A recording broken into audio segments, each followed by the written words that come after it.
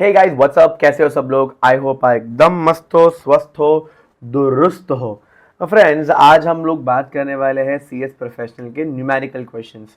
अब ये numerical questions examination में बहुत अच्छे नंबरों से पूछते हैं एंड आने की पूरी पूरी गुंजाइश है। इट इज़ ऑब्वियस, क्योंकि एग्जामिनर नहीं चाहता है कि आप कोई भी ऐसे चीज़ें मिस करो जो एग्जामिनेशन पर्सपेक्टिव के लिए वेरी वेरी इंपॉर्टेंट हो। तो जो भी टॉपिक हम लोग पढ़ रहे थे, पढ़ते पढ़ते मैंने आपको बताया था कि एट दी एंड हम लोग न्यूमेरिकल्स करेंगे, क्योंकि हर एक जगह पर कहीं ना कहीं कैलकुलेशन वाला पार्ट है। ऑलरेडी ये जो हम लोग सब्जेक्ट पढ़ रहे हैं कॉर्पोरेट फंडिंग, ये पहले भी रहा है और इसी के बेसिस पे हम लोग ने कुछ कुछ पास्ट ईयर क्वेश्चन उठाकर आप लोगों के लिए कुछ कंसेप्ट रेडी करे हैं, जहाँ पे हम लोग को ऐसे कुछ चीज़ें ध्यान से सुननी है, ध्यान से समझनी है, जो हमारे काम का है। सबसे पहला टॉपिक जो हम लोग आज करने वाले हैं, जहाँ पे हमको सीखना है कैलकुलेशन।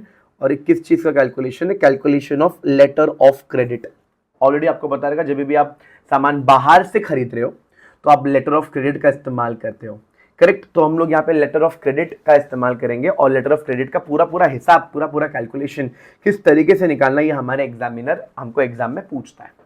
तो इसको समझने के लिए हमको बस कुछ बेसिक चीज समझनी पड़ेगी। That is what the assessment. एक टेबल है।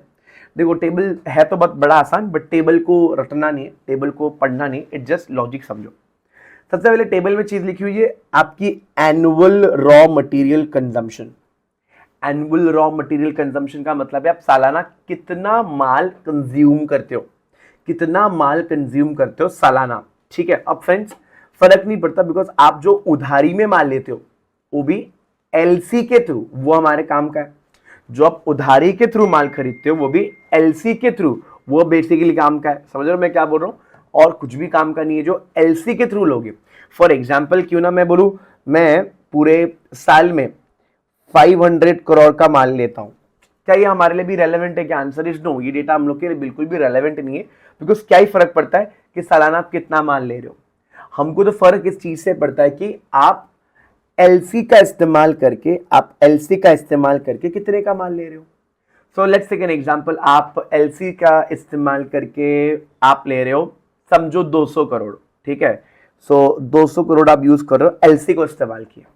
200 करोड़ आप इस्तेमाल कर रहे हो एलसी, यानी कि एलसी के माध्यम से आपको 200 करोड़ का माल आएगा। ठीक है। अब मैंने थोड़ा सा मिस्टेक कर दिया लिखते लिखते। मैंने बोला एनुअल कंजम्पशन कितना, मैंने बोला 500, जो कुछ काम का नहीं है। और मैंने बोला कि चलो आप आपके एलसी को इस्तेमाल करके आप 200 का इस्तेमाल करते हो, यानी कि 200 करोड़ का माल आप कहां से खरीदते हो? एलसी को इस्तेमाल किए बिना। अब फ्रेंड्स, अगर आप देखो, हमको चाहिए यहां पर मंथली रॉ मटेरियल कंज्यूम, जो आप एलसी को इस्तेमाल करके ले रहे हो, यानी कि महीने में कितना चाहिए। अगर आप सालाना एनुअल 200 करोड़ का माल खरीद रहे हो एलसी को इस्तेमाल करे, तो अगर मैं उसको डिवाइड कर दूं 12 से, करीब करीब 16.67 जो तुम्हारा आंसर निकल कर आएगा, ये आपकी मंथली है। ठीक बात है। अब रहा नेक्स्ट यूसेंस। यूसेंस यानी कि क्रेडिट पीरियड अवेलेबल। ये कौन देता है? बट जब मैं माल खरीदता हूं, मुझे सामने वाला एक क्रेडिट पीरियड देता है कि भाई आप 2 महीने बाद, 3 महीने बाद, 4 महीने बाद करो। तो लेट्स टेक एन एग्जांपल, वो हमको देता है 2 महीना, 2 मंथ्स का टाइम देता है। ठीक बात है। इसके साथ साथ लीड टाइम भी है। लीड टाइम का मतलब होता है कि जब आप माल ऑर्डर करते हो और जब तक माल आप तक पहुंचता है तो कितना समय होता है। फॉर एग्जाम्पल, वो हम लोग के लिए 1 महीना। फ्रेंड्स, ये जो 2 और 1 महीना बोल रहा हूं, ये कुछ नहीं, फायदा हो जाता है आप लोग को। अगर मैं टोटल टाइम कैलकुलेट करूं, जो बोलता है डी और ई को मिला दो, यानी कि 3 महीने हो गए। बोलता है लेटर ऑफ क्रेडिट इसके बेसिस पे निकालो। देखो, इसको निकालना बहुत ही सिंपल था। अगर आप फॉर्मूला देखोगे, एफ इंटू सी। एफ क्या है? 3 महीना। एफ है 3 महीना मल्टीप्लाई बाय सी। सी क्या है भैया? आपका महीने का कंजम्पशन। उसको बस उससे मल्टीप्लाई कर दो, आपको मिल जाएगा। तो अगर 16.667 को मल्टीप्लाई बाय 3 करते हो, करीब करीब आपकी जो एलसी रिक्वायरमेंट आएगी वो 50 आएगी। ये आपकी एलसी रिक्वायरमेंट है। फ्रेंड्स, ये एग्जामिनेशन में बहुत बार पूछा गया। चलो एक बार हम लोग उसको देखते हैं भैया, इसको क्वेश्चन कैसे सॉल्व करना है, किस तरीके से आता है। ये है आपका क्वेश्चन। मैं आपके लिए क्वेश्चन रीड कर लेता हूँ। ठीक है, ऊपर लेता हूँ क्वेश्चन। यस, मैं आपके लिए क्वेश्चन रीड कर लेता हूँ, देखते हैं। ऑन द, ये by the way past year question ये दिसंबर 29 में पूछा गया है। बोला on the basis of the information calculate the limit of letter of credit for the financial year 1920 of a Madhukar enterprise. ठीक बात है, समझते हैं। एस्टिमेटेड रॉ मटेरियल जो फाइनेंशियल ईयर 1920 को हमने लिया था, मैं बोल रहा हूं एस्टिमेटेड रॉ मटेरियल कंजम्पशन, कैसे मुझे कुछ फर्क पड़ता है, ये डेटा मेरे कुछ काम का नहीं है बेटा, बट लेट्स सी। यहां बोला एस्टिमेटेड रॉ मटेरियल जो भी आपने परचेज किया अंडर लेटर ऑफ क्रेडिट को इस्तेमाल करके, लेटर ऑफ क्रेडिट को इस्तेमाल करके आपने कुछ परचेज किया हुआ है, ठीक है। कितना? 69.41। जरा गौर फरमाना, ये एनुअल है, ये एनुअल है, मुझे मंथली की जरूरत पड़ेगी। उसके बाद क्या बोला गया? लीड टाइम बता दो, ठीक है। लीड टाइम मतलब ऑर्डर प्लेस करने से आने तक, that is 20 days, sorry 10 days. Transit time, आने वाला समय कितना टाइम में आता है? 20 दिन, यानी कि पूरा 1 महीना चला गया। और हमको सामने वाला बंदा कितने महीने का क्रेडिट देता है? 3 महीने का क्रेडिट। ऊपर वाला रेफर करो, ऊपर वाला रेफर करने के बाद जरा बताओ इसका आंसर क्या निकल करके आएगा। वीडियो को पॉज करो, थोड़ा सोचो समझो, एंड देन हम लोग इसके ऊपर बात करेंगे। वीडियो को पॉज करो, पॉज करो, समझो। मैं तब तक सामने एक स्क्रीन भी लगा देता हूं।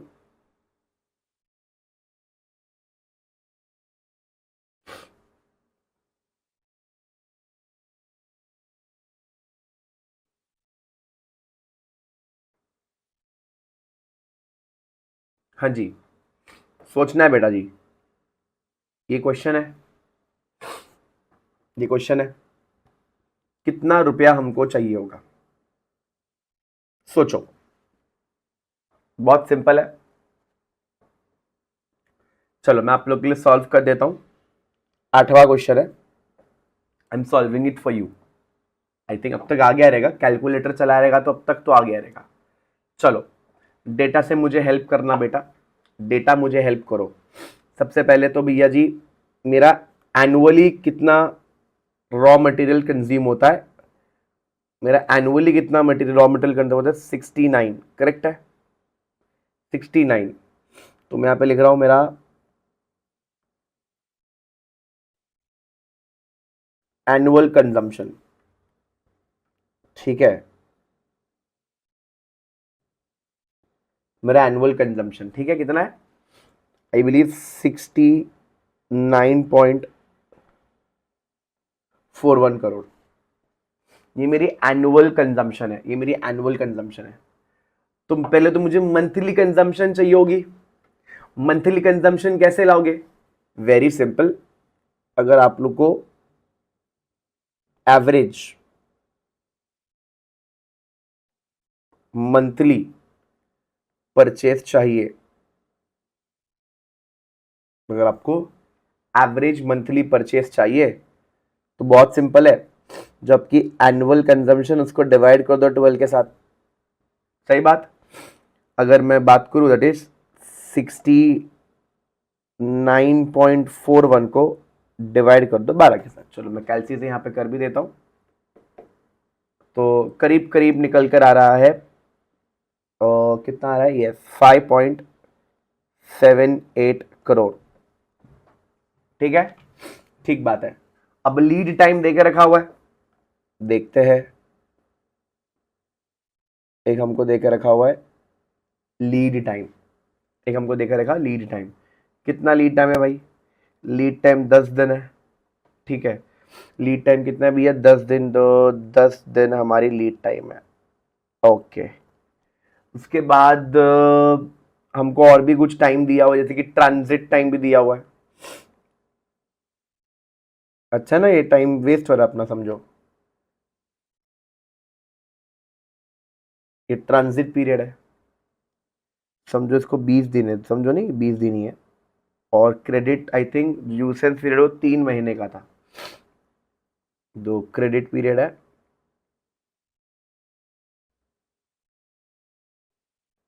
ठीक है।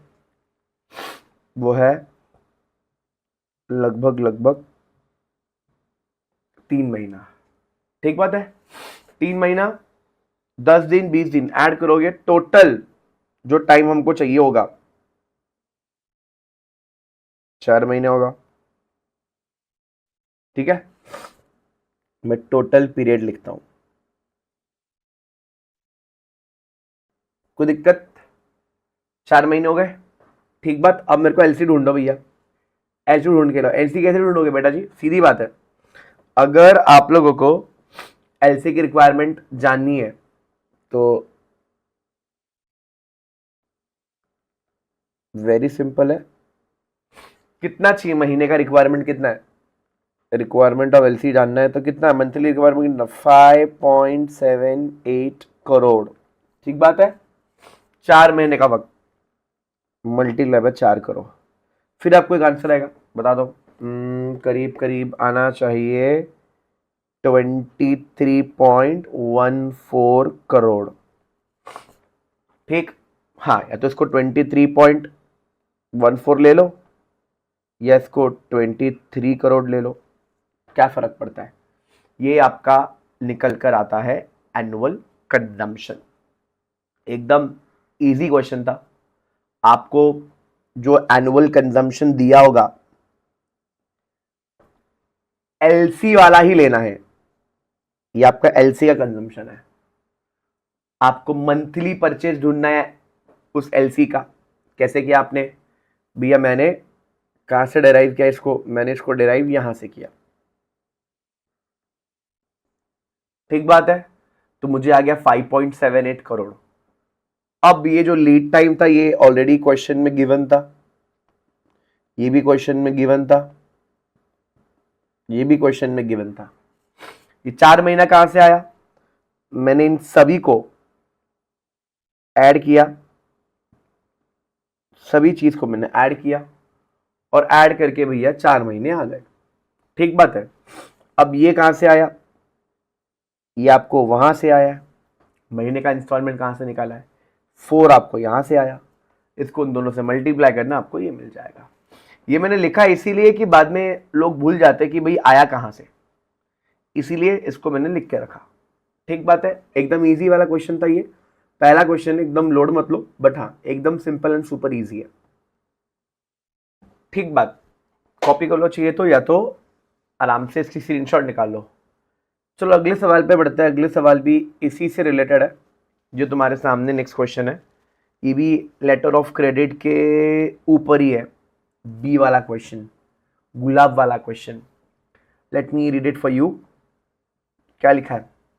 Gulab limited is a newly incorporated company. मैं बोला वेरी गुड, अच्छी बात है।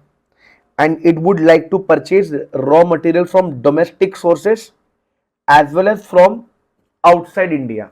अच्छा बेटा, समझ रहे हो कि नहीं? मतलब भैया बाहर से इनको लेने का इच्छा।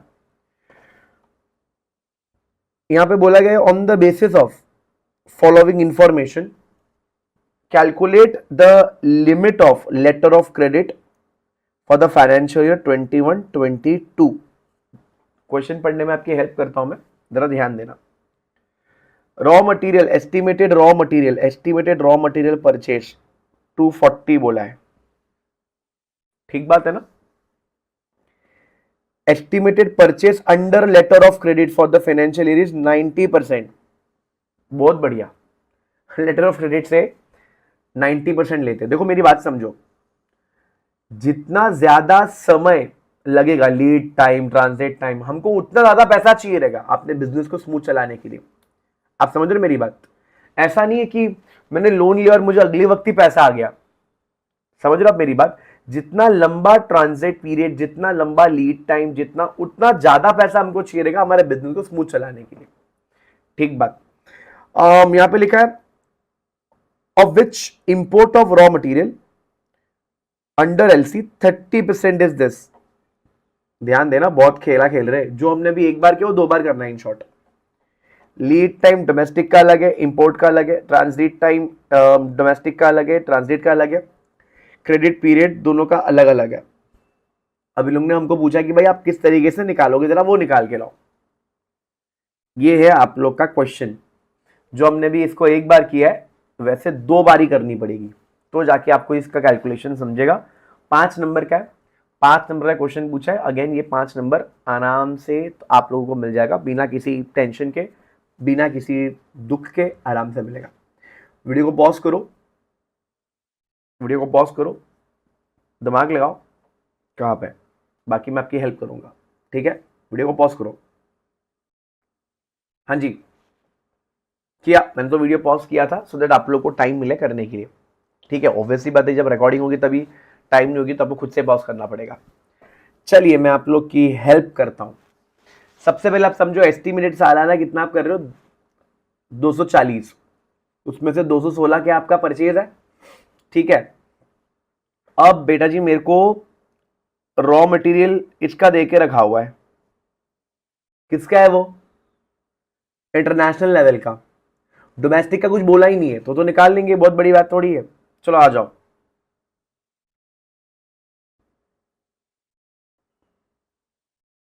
आ जाओ।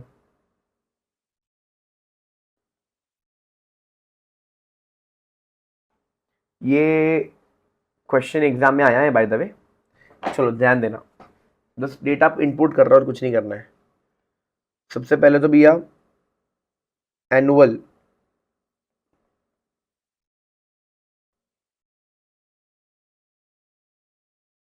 रॉ मटेरियल, ठीक है।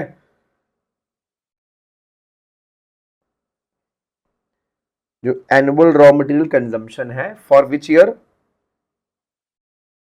आई थिंक 21-22 होगा। चेक कर लेते एक बार। ये क्या कर दिया, अच्छा 21-23 21-22 ही आएगा। 21-22 ठीक बात है। कितना है, जैसे मैंने अभी देख ही लिया है, इट इज 240 करोड़। ठीक बात है। अच्छा, अब मुझे क्या लगानी है, एस्टिमेशन लगानी है। So it is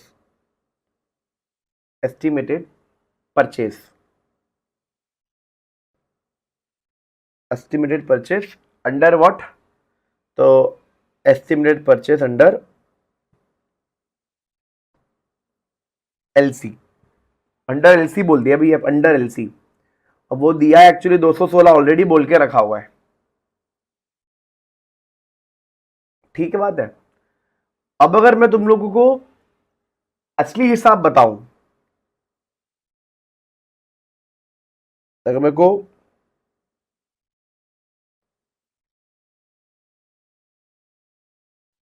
annual raw material की बात करूं,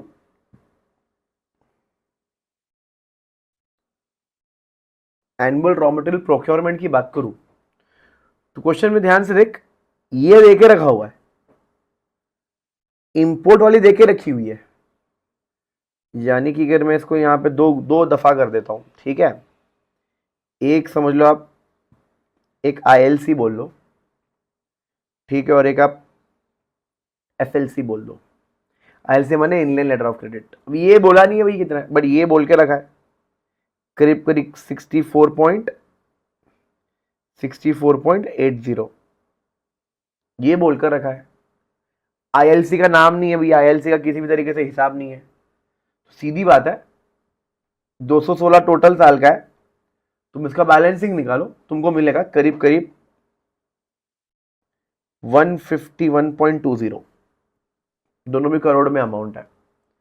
बस ये हो गया मेरा सालाना consumption, annual consumption. Next step क्या होता है, मंथली निकाल।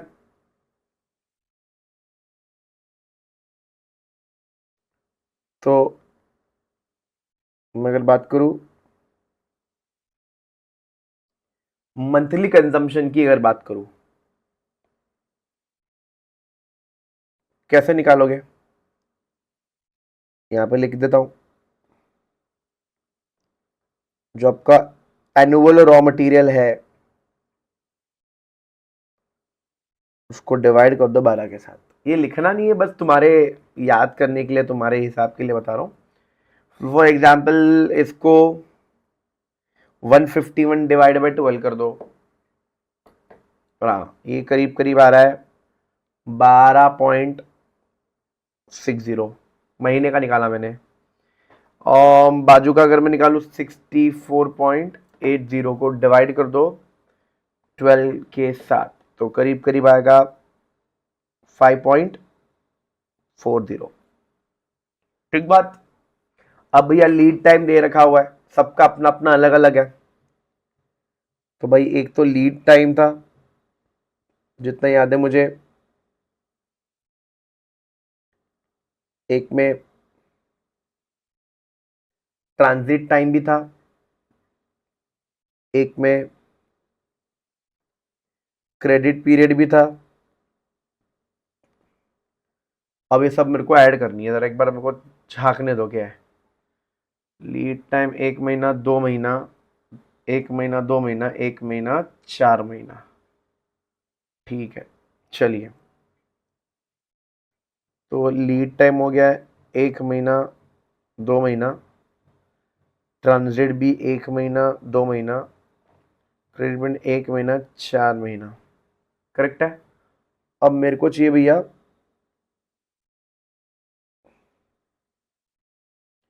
टोटल पीरियड चाहिए। भाई टोटल पीरियड कैसे लाओगे? टोटल पीरियड तीनों को ऐड कर दो। ये लगेंगे हमारे 3 महीने, ये लगेंगे हमें 8 महीने।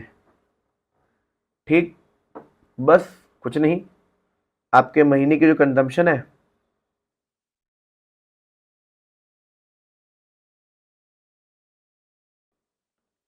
जो एलसी की रिक्वायरमेंट निकल कर आती है, उसको मल्टीप्लाई कर दिया जाए। यानी कि 12.60 को 3 से मल्टीप्लाई कर दिया जाए और 5.40 को 8 से मल्टीप्लाई कर दिया जाए। अगर इसको मल्टीप्लाई करते हैं तो करीब करीब 37.8 करोड़ निकल कर आएगा। और ये निकल कर आएगा 5 × 8 करेंगे तो करीब करीब 43.2 करोड़ निकल कर आएगा। ये अमाउंट कहाँ से डिराइव हुआ? ये अमाउंट तुम्हारे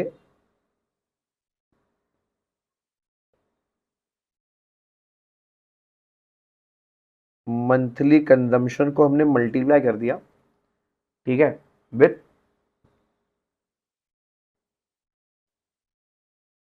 टोटल पीरियड, तो जाकर के ये आंसर आया है। समझे नहीं? एकदम इजी था ये तो ये कैसे करना था? ये दो अलग अलग डब्बे बना देते तो बेटर होगा। ठीक है, दो अलग अलग डब्बे बना दोगे तो बेटर कर पाओगे। तो ये तुम्हारा एनुअल, लास्ट में एक आंसर भी लिख दिया करो, मतलब आदत डालो आंसर लिखने की, फाइनल आंसर, कि फाइनल में इतना इतना हमको आंसर चाहिए, मतलब इतना इतना हमको चाहिए। फाइनल में एकदम लास्ट में एक आंसर लिख देना, जिससे क्या होगा, एक इंप्रेशन या छाप छूट जाएगी, भैया आपने इसको बराबर से लिखा हुआ है। तो ये हो गया तुम्हारा अगला सवाल। ठीक है, ये भी अगेन बहुत ईजी था, चाहे तो आप इसका स्क्रीनशॉट निकालो। आई थिंक समझ गए रहोगे, बहुत ईजी क्वेश्चन है, बट हाँ एकदम आराम से बैठ के समझोगे तो ही समझेगा। चलो, आई थिंक ये बहुत इजी वाला पार्ट था। आगे बढ़ते हैं अगले सवाल पे। अगला सवाल हम लोग लेंगे टंडन कमेटी वाला। ये तुम्हारा आ गया अगला सवाल।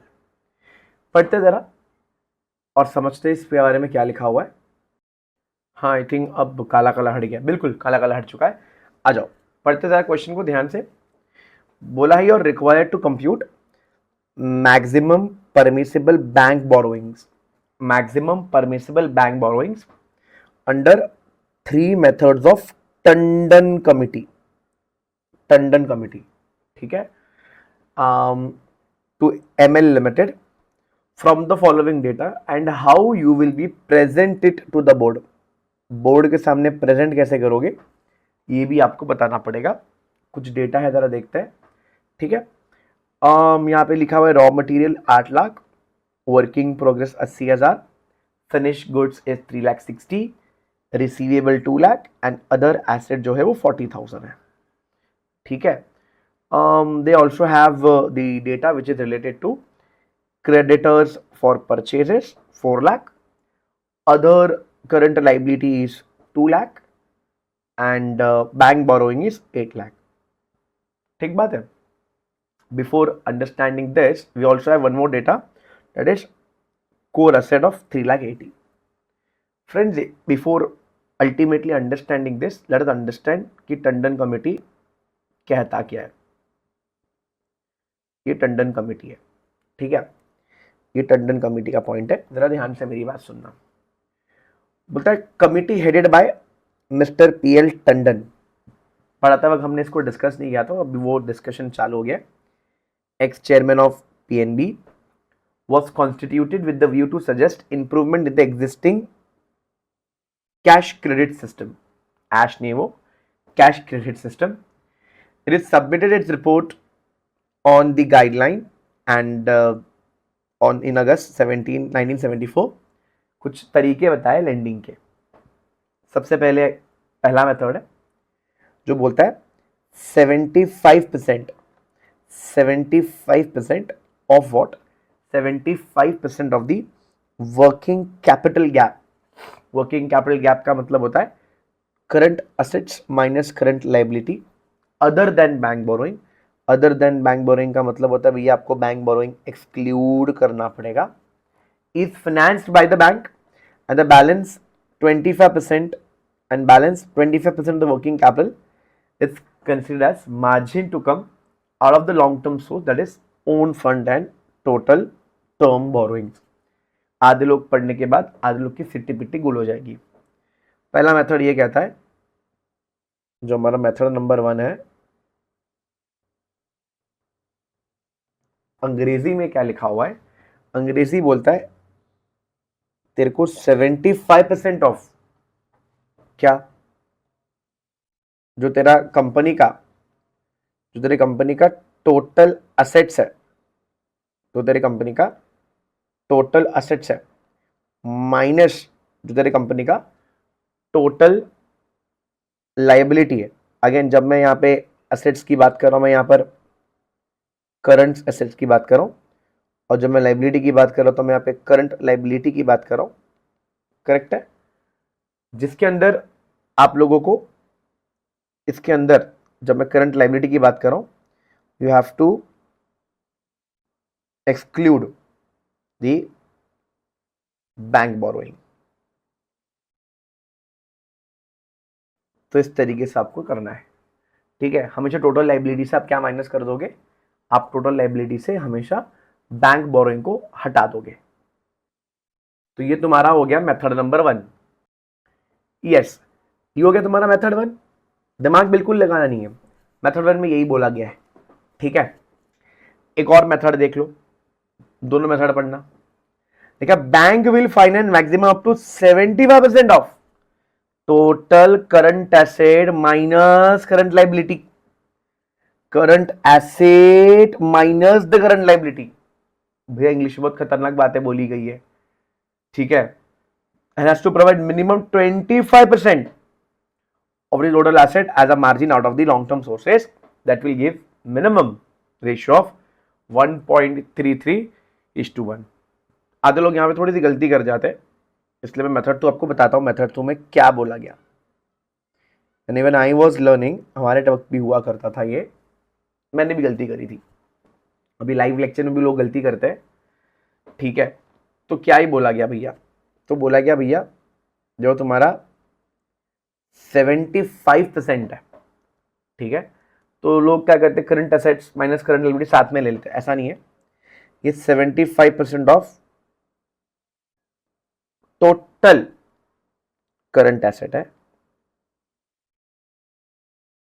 टोटल करंट एसेट है, ठीक है।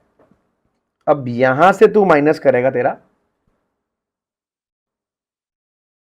टोटल करंट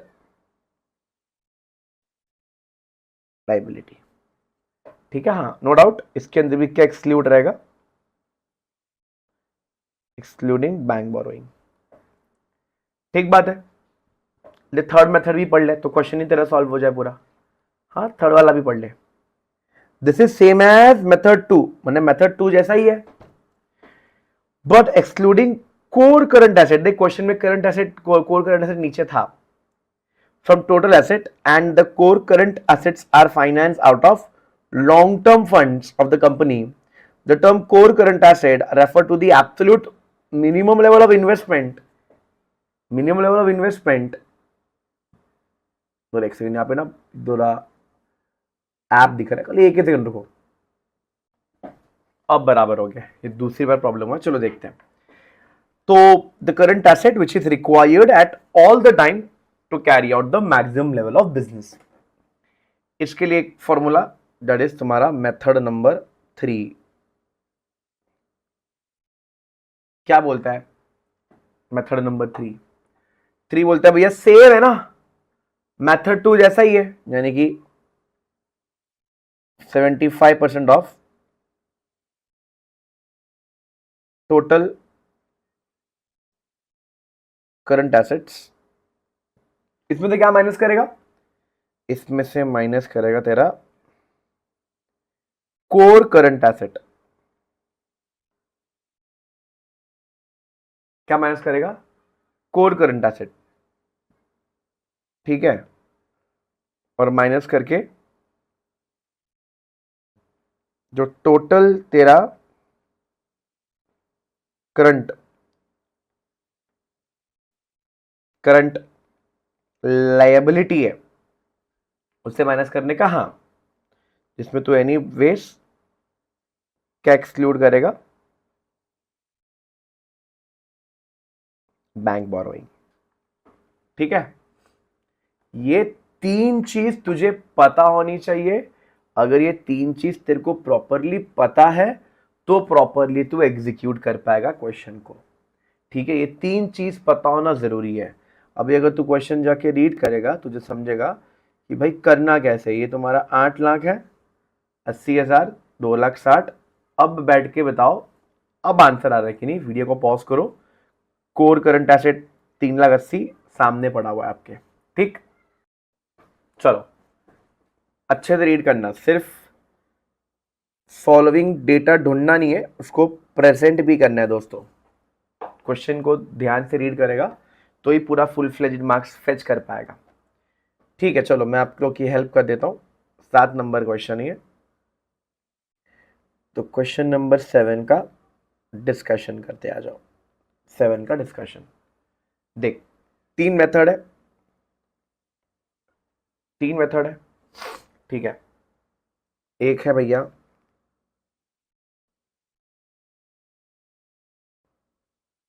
मेथड नंबर 1, ठीक बात।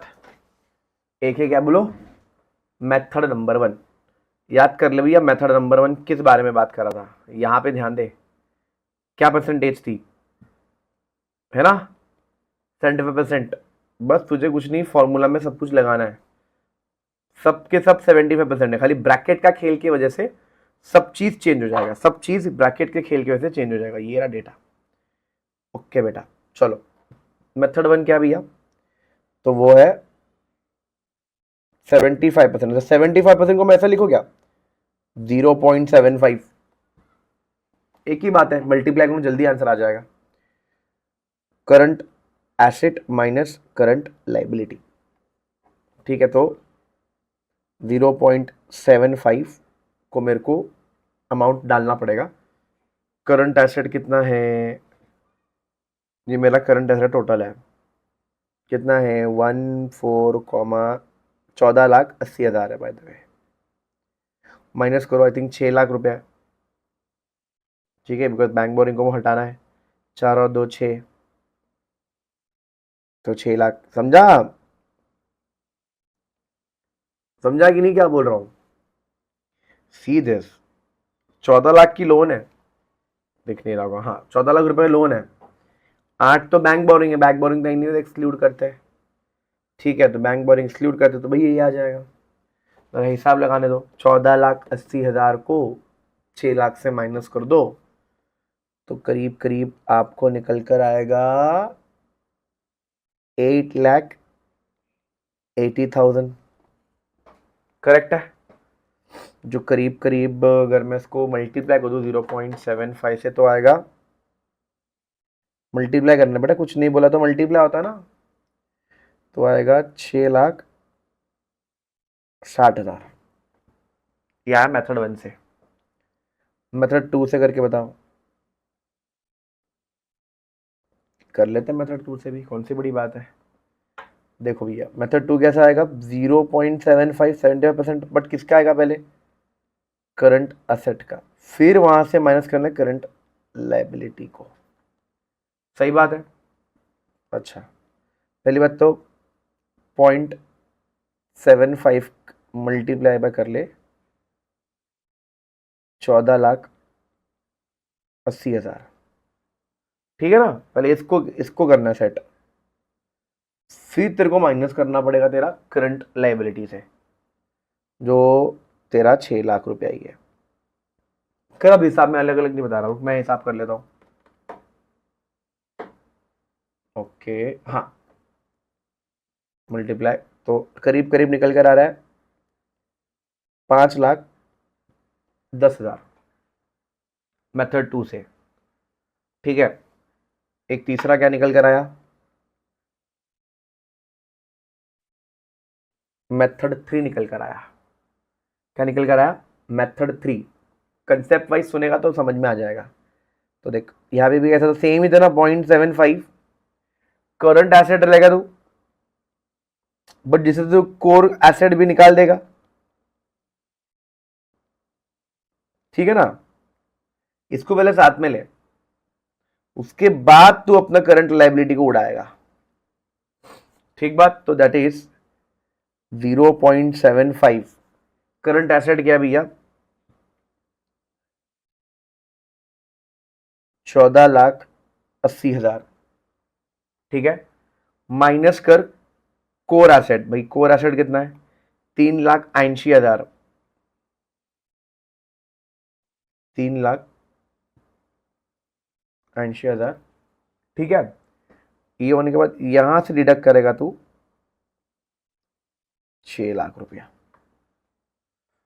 अब जब तू 60 घाट करेगा, रुक जा, 60 घाट मतलब कैलकुलेट करेगा, करीब करीब निकल कर आ रहा है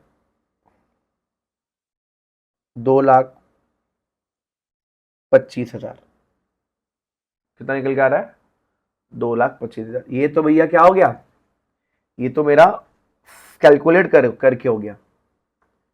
इसको भी क्या करना पड़ेगा भाई, उनको बताना भी पड़ेगा, यानी कि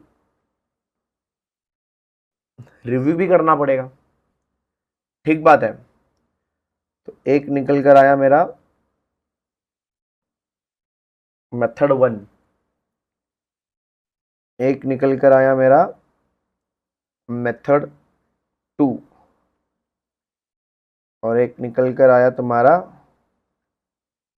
मेथड 3। 3 मेथड है भैया। अब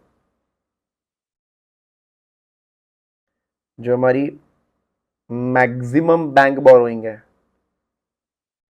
जो हमने निकाला अभी, कितना निकाला, 6,60,000, 6,60,000, 5,10,000, 5,10,000, 2,25,000, 2,25,000।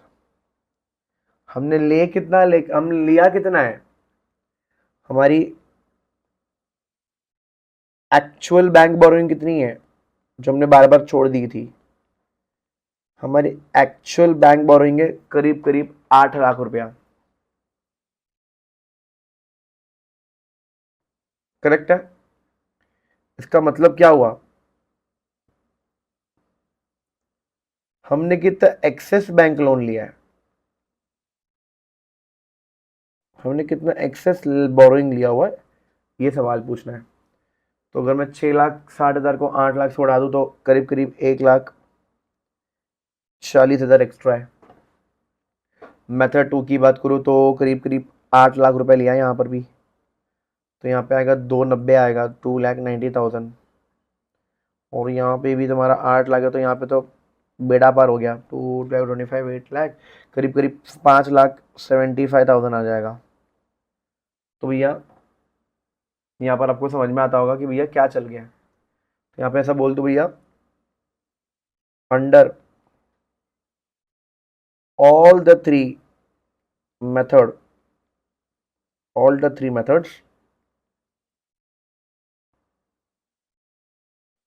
The excess bank borrowing, excess bank borrowing can be converted into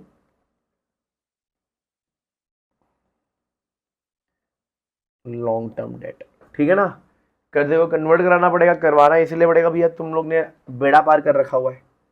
तो ये तुम्हारा कहीं ना कहीं एक सोल्यूशन बन गया। ले लो स्क्रीनशॉट निकालो, स्क्रीनशॉट निकालो या तो पॉज करके या पीछे जाकर पेन डाउन कर लो। ठीक बात। चलिए, ये हो गया, इजी क्वेश्चन था, पहली बार कर रहे थे शायद टफ जाता होगा, बट अगर कोई पहले से करके बैठा हुआ है तो रिलैक्स होगा। चलो अगला सवाल मैंने रेडी कर रखा हुआ है। लेट्स टेक दिस, देखते हैं आप लोग कर पाते हो कि नहीं। अगला सवाल आप लोग के लिए एकदम तैयार बैठा हुआ है। क्या क्वेश्चन है? Following data relates to messrs ABC private limited. ठीक है भैया, क्रेडिटर फॉर परचेज इज 200, ठीक है, अदर लाइबिलिटी इज 100। मैं बोला और अच्छी बात है, ठीक है। फिर लिखा है रॉ मटेरियल 380 है, मैं बोला okay ji. Work in progress भैया 40 है जी, ओके जी। फिनिश गुड्स 180 है, रिसीवेबल 110 है, अदर आज करंट एसेट 30 है। अब क्या कैलकुलेट करने बोला है? कैलकुलेट करने बोला है maximum permissible bank finance as पर Tandon committee using this ratio of 1.33। अब भाई 1.33 का तेरा बुद्धि चल रहा है, टंडन कमेटी का मेथड नंबर 2 से सॉल्व करने बोल रहे हैं। वीडियो पॉज कर, अभी तेरे को आता है वो, सॉल्व करके मेरे को जरा बता, सॉल्व करके मेरे को जरा बता। मैं वीडियो को मैं भी पॉज करेगा, बट तू खुद से पॉज कर, क्योंकि मेरा पॉज करने से तेरे को समझेगा नहीं, वो डायरेक्टली मैं सोल्यूशन की बात करूंगा। आई बिलीव सॉल्व करना स्टार्ट कर दिया। बहुत सिंपल क्वेश्चन है, तेरे को मेथड नंबर 2 यूज करने का था। If you remember method number 2, तो मैं तेरे को बताता हूँ। मेथड नंबर 2 तेरे को यूज करना है। तो भाई ये question number upon I think 7 कर रहे हैं। सुनना क्या बोला तेरा मेथड नंबर 2, अगर तेरे को याद है तो। मेथड 2 क्या बोलते हैं? मेथड 2 बोलता है you have to take 75% of your current asset, ठीक है, फिर वहां से देखो टोटल करंट लाइबिलिटी से माइनस करना है। This was the basic fundamental thing. बराबर है कि भाई? बराबर है कि नहीं? अब देख मेरी बात समझ, तुझे 75% लेना पड़ेगा। 75% ऑफ वॉट? 75% ऑफ अगर तू ऐड करेगा ये सब चीज, करीब करीब तेरे को आएगा 740। ठीक बात है, करीब करीब 740 आ गया, ठीक है। यहाँ से डिडक्ट कर लेगा तेरा current liability, debt is 300, 200 plus this thing. ठीक बात। अगर तू हिसाब लगाएगा भी तेरे को करीब करीब आना चाहिए, एक हिसाब लगा दे, करीब करीब तेरा जो मैक्सिमम परमिसेबल लिमिट निकल कर भी आएगा, वो निकल कर आएगा 255 के करीब करीब, 255 के करीब करीब तेरा निकल कर आएगा, ठीक है। बट देख, इंस्टीट्यूट ने जब हमको आंसर बताया था ना, तो कुछ अलग तरीके से सॉल्व किया था, बट हाँ तू इसको वेरीफाई भी कर ही सकता है। तू देखना, इसको तू 255 तो तेरे को आंसर आ रहा है, तो उसको वेरीफाई भी कर ही सकता है। एकदम सिंपल तरीके से वेरीफाई करने का प्रोसेस है। देख, तू अभी 255 तेरा तो उठाने वाला है, ऑलरेडी तेरे पास 300 लाइबिलिटी है, यानी कितना हो जाएगा 5555, ठीक है। Out of your total asset, total assets करीब करीब 740 है। तो अगर इसको लेगा ना, 740 को डिवाइड कर और तू करेगा इसको 555 से, तेरे को आंसर जो आएगा करीब करीब 1.33 निकल कर ही आएगा। ये एक वेरीफाई करने का तरीका है। बट अगर तो मैं एक प्रॉपर मेथड बताऊँ कैसे लिखना है एग्जामिनेशन में, सबसे पहले जो तेरा टोटल करंट एसेट है, ठीक है, जो तेरा टोटल करंट एसेट है, उसको लिख करीब करीब 740। ठीक है, अब घुमा फिरा के बहुत सारी चीजें दी हुई है, मैं बस लिख के रख रहा हूं। तेरा करंट लाइबिलिटी कितना है? 300 है। ठीक है, अब तेरे को वर्किंग कैपिटल रिक्वायरमेंट रहेगा, करीब करीब वर्किंग कैपिटल रिक्वायरमेंट रहेगा तेरे को। ठीक है, तो वर्किंग कैपिटल तेरे को आएगा कहां से?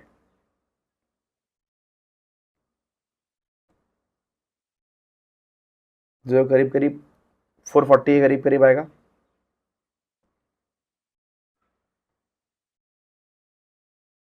ठीक है, मैंने इससे माइनस कर दिया, सीधी सीधी बात है। लेस 25%। ये जो प्रेजेंटेशन आपको बता रहा हूँ, ये प्रेजेंटेशन इंस्टीट्यूट ने हम लोग को दी है। ठीक है, ऑफ टोटल करंट एसेट। ठीक है, 25% ऑफ तुम्हारा जो टोटल करंट एसेट है, जो निकाल के आएगा करीब करीब एक 185। निकालोगी भी ना तो निकाल के कितना आएगा? मैक्सिमम परमिसेबल लिमिट कितना निकल कर आएगा? 255 ही निकल कर आएगा। ये तो हमने भी यहाँ पे भी निकाला है, एक ही बात है। 1.33 भी आएगा, बिल्कुल आएगा। 255 ऑलरेडी ले तुमको मैक्सिमम लिमिट मिल रहा है, 300 लेकर बैठे हो तो हो गया ना 555, सेम ही चीज़ होगी। अब ऐसे का हो या वैसे, बात तो एक ही है। समझ रहे हो मैं क्या बोल रहा हूँ? वर्किंग कैपिटल आप कैलकुलेट कैसे करोगे? हिसाब लगाओ ना आप, वर्किंग कैपिटल पे हिसाब लगाओ तो आपको ऑटोमेटिक मिल जाएगा। ठीक बात है, तो इस तरीके से किया हुआ है। बट हाँ, आप इस भी तरीके से कर सकते हो जो ऑलरेडी अपन ने जनरली सीखा हुआ है। ठीक है, जनरली अपन ने सीखा हुआ है, तो ये मेथड ज़्यादा बेटर होता है। ये मेथड से हम लोग ने बेसिकली सॉल्व किया हुआ है, इसीलिए अगेन नॉट दैट टफ, क्योंकि हमने ऐसे टाइप ऑफ क्वेश्चन पहले भी सॉल्व करके रखा हुआ है। चल बाबा, एक क्वेश्चन लेते हैं, देखते हैं कि हमको जमता है कि नहीं। Okay, let's take one question. Okay, let's take this question. यहाँ पे वर्किंग कैपिटल को हिसाब लगाने की बातें हो रही है, समझते? वर्किंग कैपिटल को हिसाब लगाने की बातें हो रही है, तो समझते आ जाओ। देखा, balance sheet of X limited as on 31st of March 2018 and its statement of changes in financial position for the year ending 31st March 2019। यानी दो डेटा हमको, दो बैलेंस शीट देके रखा हुआ है, बहुत अच्छी बात है। क्या दिया है? सबसे पहले भैया दिया है कॉमन स्टॉक 6,000। रिजर्व दिया है 6560। प्रेफरेंस स्टॉक दिया है 2,500। डेटा पढ़ रहा हूँ बस आप लोग के लिए। लॉन्ग टर्म बॉन्ड है 7,000। अमाउंट पेएबल है 2140। लैंड जो है 9,800 है। इक्विपमेंट्स 12,200। एक्यूमुलेट डेपरीज 2,000। इन्वेंट्रीज लगभग लगभग 2370। करेक्ट है। एंड रिसीवेबल इज संवरण 1,300 रुपया। कैश निकल कर आता है 530। ठीक बात है। अब ये यहां से जब यहां पर आया तो बस चेंजेस नोटिफाई किया, बाकी कुछ नहीं बोला, तो सब सेम ही है। जैसे कि net income 1,200, depreciation 600, sale of loss on sale of land 80, issued stock 4,000, land sold 1,880, dividend में अपने पैसा भरा हुआ है 360, repaid preference stock 2,500, retired bond payable 1,400, purchase equipment 3,000 and increase in the working capital 340। Increase the working capital 340। जो काम का है ना भैया, वो यहां पर ही है। ये डेटा तुम्हारा काम का है, बाकी तुम्हारे साथ गेम खेल रहे हैं उन लोग, पूरा गेम खेल रहे हैं। ठीक, अब बोल रहा है वर्किंग कैपिटल ढूंढ के बता। ये जो इन्फॉर्मेशन दिया ना, नेट ये वो ये सब कुछ काम का नहीं है। देखो मैं बताता हूँ, सुनना मेरी बात, सुनना मेरी बात, समझना। दो वर्किंग कैपिटल है, एक है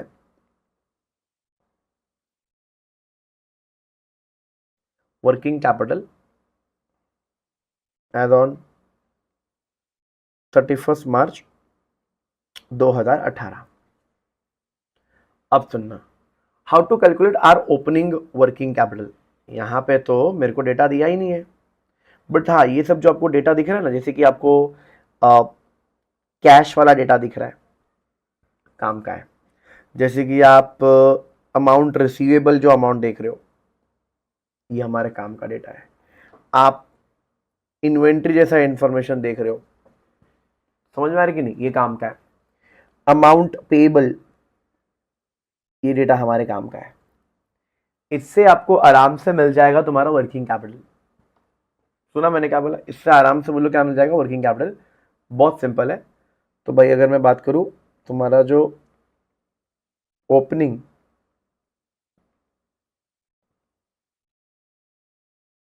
वर्किंग कैपिटल है, जो कहां से निकलेगा, कैश प्लस रिसीवेबल है ना, अमाउंट रिसीवेबल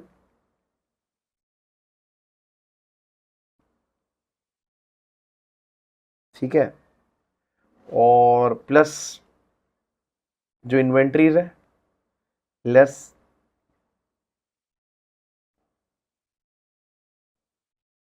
अमाउंट पेएबल। ठीक, हिसाब लगा दो। अब कैश कितना है भैया, 530, 1300, 2370, 2140, 530, 300। बस नंबर याद करो, बार बार यहाँ वहाँ नहीं कर पाऊंगा। 2370 एंड 2140, ठीक है। तो क्या क्या आ गया भैया, 530 आ गया भैया, 530 प्लस 1300 आ गया, प्लस 2370 था, अभी चेक करना पड़ेगा, माइनस 2140। ये 3 डेटा था। इसको अगर हिसाब लगाऊं, एक बार डेटा का वेरीफाई कर लेते हैं, करेक्ट है, ठीक है। इसको अगर मैं कैलकुलेट कर दूं, करीब करीब निकल कर आता है 2060। ये मेरा इस साल का वर्किंग कैपिटल है। मेरे को दोनों साल का वर्किंग कैपिटल ढूंढने का है। तो हेंस अगर मैं बात करूं वर्किंग कैपिटल की, कैसे निकालोगे वर्किंग कैपिटल, एज ऑन 31 मार्च 2019 कैसे निकालोगे, बहुत सिंपल है भैया। आपका ओपनिंग वर्किंग कैपिटल क्या था, ठीक है, आपका ओपनिंग वर्किंग कैपिटल क्या था, वो प्लस आपका चेंज क्या हुआ, चेंज इन वर्किंग कैपिटल। ये दो इंफॉर्मेशन चाहिए। तो ये तो मेरा अमाउंट है 2060, प्लस कर दे, चेंज क्या हुआ 340, चेंज 340 कहाँ से मिला, ये देख, जो भी फालतू इन्फॉर्मेशन था वो तेरे को टाइम पास किया तेरे साथ, मेन इन्फॉर्मेशन 340 था, ये देख चेयर के पीछे छुप गया मेरे, 340 था।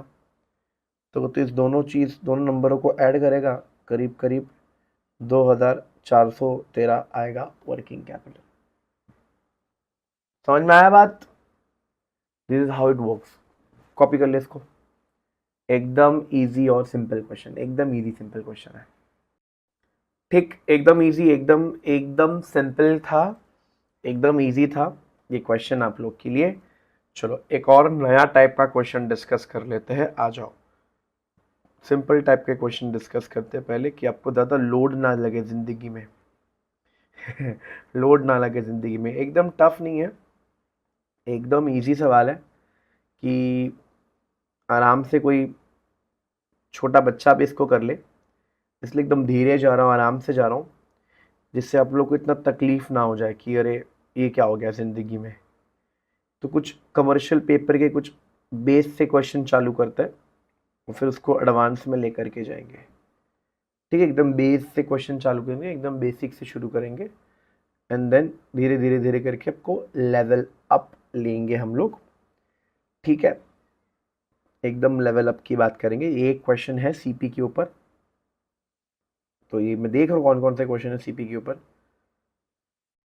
एक और क्वेश्चन है सीपी के ऊपर। चलो एक क्वेश्चन ले ही लेते हैं, शुरू कर लेते हैं। बोला भैया सीपी यानी commercial paper is sold at discount, ठीक है, from its face value and redeem at its face value. अच्छा, इशू डिस्काउंट में हो गया, बट जो रिडम्पशन होगा फेस वैल्यू पे होगा। बोला calculate the pre tax cost, pre tax cost on annualised basis of commercial paper if face value is 5 lakh. ध्यान देना मेरी बात, ठीक है। 5 lakh is the maturity, is 180 days and net amount realise is 4 lakh 80, 4 lakh 80। आपको ढूंढना क्या है? आपको ढूंढना है कैलकुलेट प्री टैक्स कॉस्ट, ढूंढना है कॉस्ट, खर्चा ढूंढने बोला है दोस्तों, रिटर्न्स ढूंढने नहीं बोला है, खर्चा ढूंढने बोला है। खर्चा ढूंढना रिटर्न ढूंढने से थोड़ा सा उल्टा है, जरा बताता हूं। देखो देखो, if you know how to calculate return, कितना कमाया माइनस कितना आपने कितना लगाया, that is your return, divide by कितना आपने लगाया multiply 100।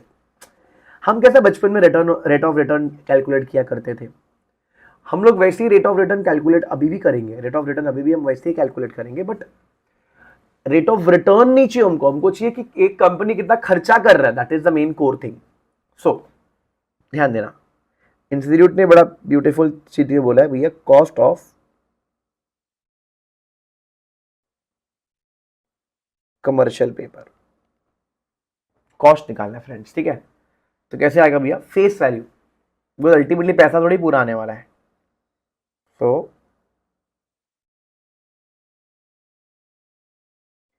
Face value of commercial paper, ठीक है, माइनस अपना इशू प्राइस, माइनस अपना issue price, we will divide this, will divide it with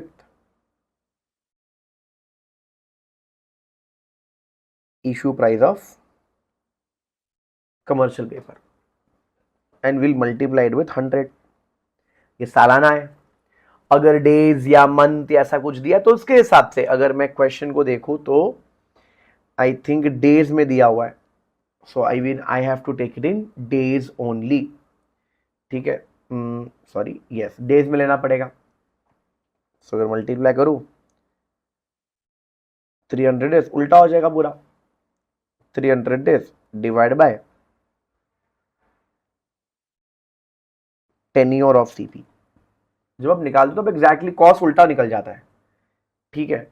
example, करीब करीब 5 लाख की फेस वैल्यू है, इशू 4,80,000 है, मिला कितना 4,80,000, ठीक है। इसको मल्टीप्लाई कर दो 100 के साथ, 360 डिवाइड बाय टेन्योर ऑलरेडी देके रखा 180। आपको करीब करीब जो आंसर निकल कर भी आएगा, वो आंसर निकल के आएगा 8.33% पर एनम। बट दोस्तों ये कॉस्ट है, बट अगर मैं बात करूं तुम रिटर्न भी कैलकुलेट करोगे तो वो भी वैसे ही आएगा। देखो ना, अगर मैं बताऊं कि आपका इशू प्राइस कितना है, 4,80,000, ठीक है। आपका फेस वैल्यू कितना है, 5 लाख। मतलब कोई भी व्यक्ति अगर यहां पर इन्वेस्टमेंट करेगा, कोई भी व्यक्ति अगर यहां पर इन्वेस्टमेंट करेगा तो 20,000 कमाएगा। तो मैंने क्या बोला, देख कितना तूने कमाया डिवाइड कर, कितना तूने कमाया डिवाइड बाय तूने कितना लगाया, उसको मल्टीप्लाई कर 100 के साथ। सुना मैंने क्या बोला, सेम 360 को 180 से डिवाइड कर, तेरे को लगभग लगभग आंसर भी 8.33 आएगा। अरे ये तो रिटर्न है ना भाई, जो रिटर्न है वही तो खर्चा है, समझा। बट ऑब्वियस सी बात है, ये पढ़ाई करते वक्त, पढ़ाई करते वक्त या जब भी पढ़ाई करने बैठोगे ये तुम्हारा मेन होगा। लो भाई, तो जब भी आप तैयारी करने बैठोगे तो ये तुम्हारा मेन पार्ट होगा, ठीक है। इंस्टीट्यूट ने हमको इस तरीके से जवाब दिया तो हम जी हजूरी करेंगे हम जो इंस्टीट्यूट कहता है हम लोग चुपचाप से इज्जत से उसको फॉलो करेंगे। ठीक बात है। तो एकदम सिंपल बोलो तो 8.33 घुमा फिरा के आंसर आएगा, और ये हमारा छठा क्वेश्चन था। ठीक, एकदम सोबर, एकदम सिंपल। निकाल लो इसका फोटो तो आपको बेसिकली समझ में भी आ जाएगा। चलिए अगले सवाल की तरफ बढ़ते हैं, और अगला सवाल हम सीपी से ही लेंगे, क्योंकि आप सीपी से थोड़ा सा कंफर्टेबल हो गए रहोगे, तो सीपी का ही सवाल लेते हैं बेटर अंडरस्टैंडिंग के लिए भी। Okay, let's take this 11th number का क्वेश्चन। आई डोंट नो आपको स्क्रीन पर दिख रहा है कि नहीं। हाँ, आप देख रहे हैं। क्या बोल रहा है? From the following particular calculate effective cost, effective interest cost per annum to ABC Limited, which is planning a CP issue करने का प्लान कर रहा है।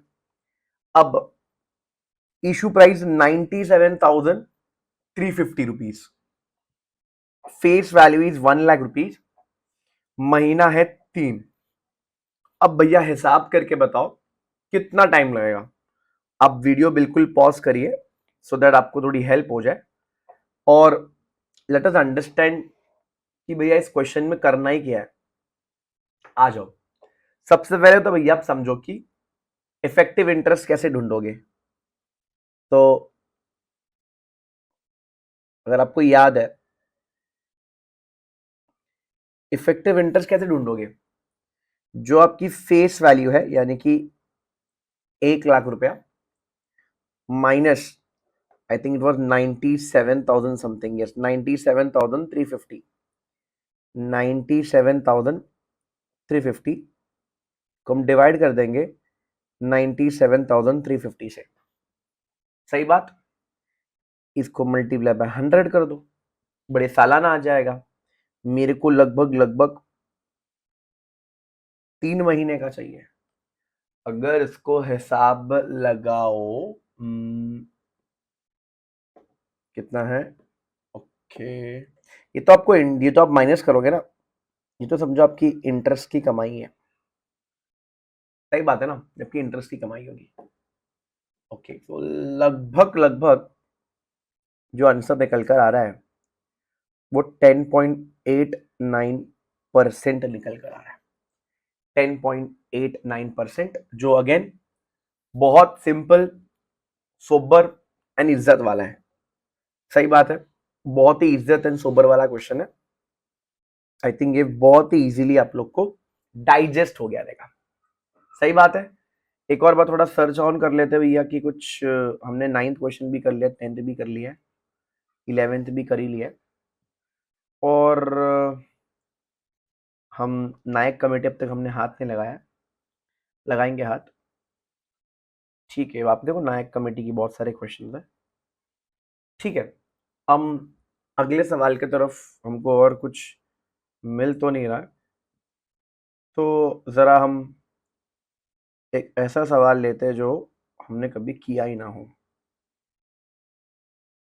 तो क्यों ना हम ले लेते हैं this question, which is there asking to calculate value of rights. Value of right ये आपने एग्जीक्यूटिव में भी किया ही होगा। Let us read the question first to understand the concept कि क्वेश्चन क्या बोल रहा है।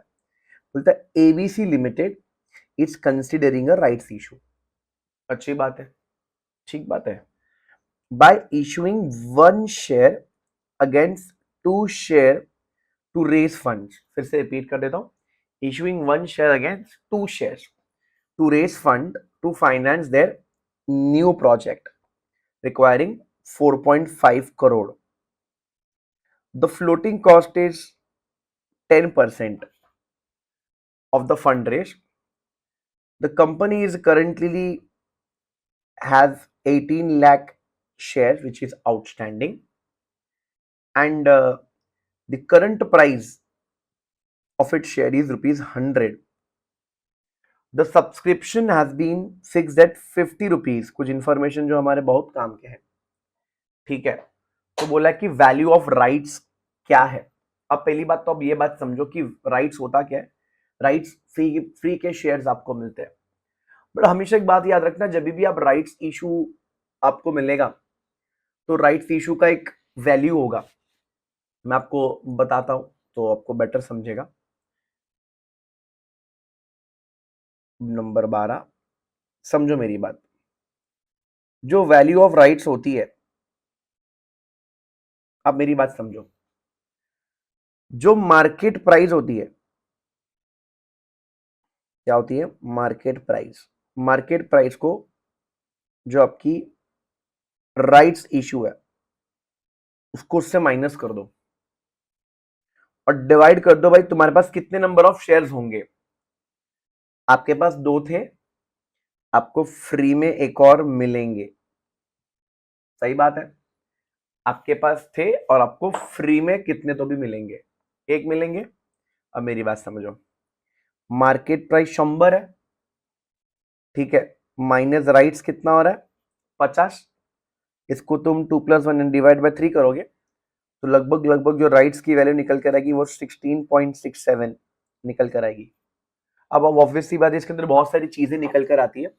अगर मैं आपको कहूं कि 16.67 रुपीज ये आपका वैल्यू ऑफ राइट्स है, इसमें रिनाउंसिएशन वगैरह कुछ भी नहीं है। आपको शायद अगर पता होगा, जब मैं पूरा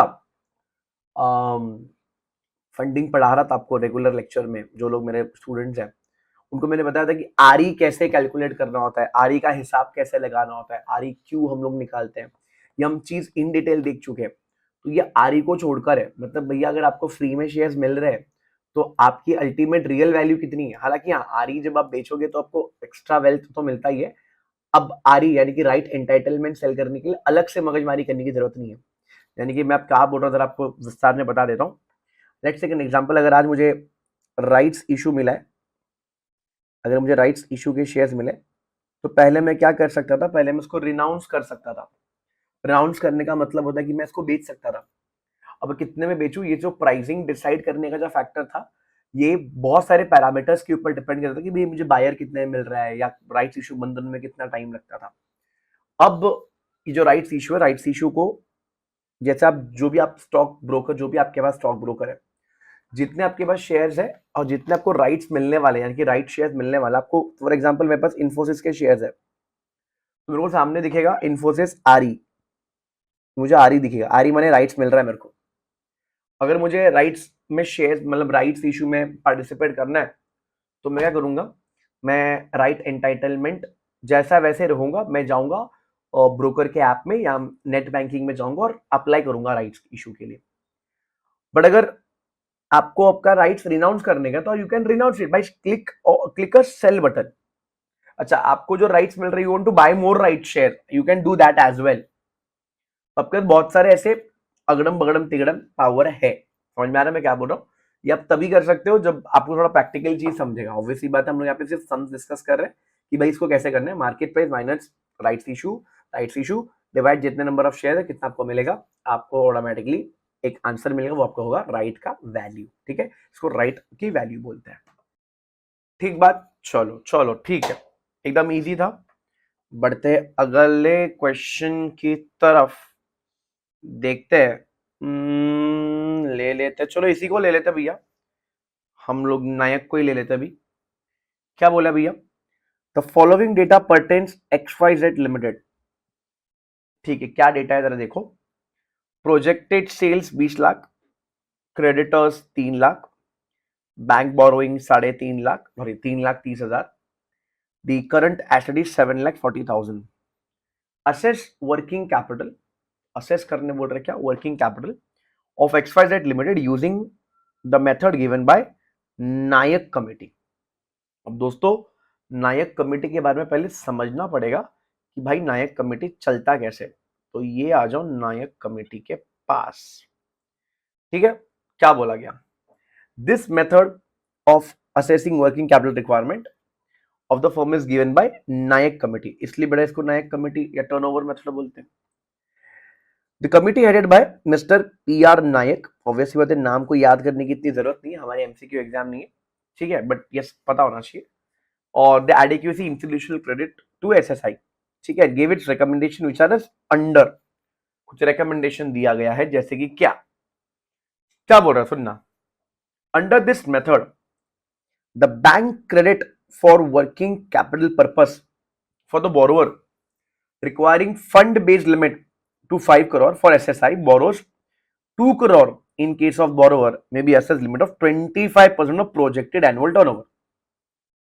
टाइम पास किया इन्होंने कि भाई जितना भी तुम्हारा प्रोजेक्टेड टर्नओवर है उसका 25% तक आप लोग लोन ले सकते हो, out of which margin should be provided by the borrower minimum 5% of the annual turnover provided the borrower and the balance 4/5 यानी कि 1/5 आप मतलब एक 1 डिवाइड बाय 5 आप लाओगे एंड 4/5 आप लाओगे बैंक से ले लोगे। ठीक बात है। अब यहां पर कुछ और बातें सिंस पहले मैं आपको समझाता हूं क्या बोल रहे हैं। बोला भैया जो आपका वर्किंग कैपिटल है वो कितना होगा, तो बोल दिया 25% ऑफ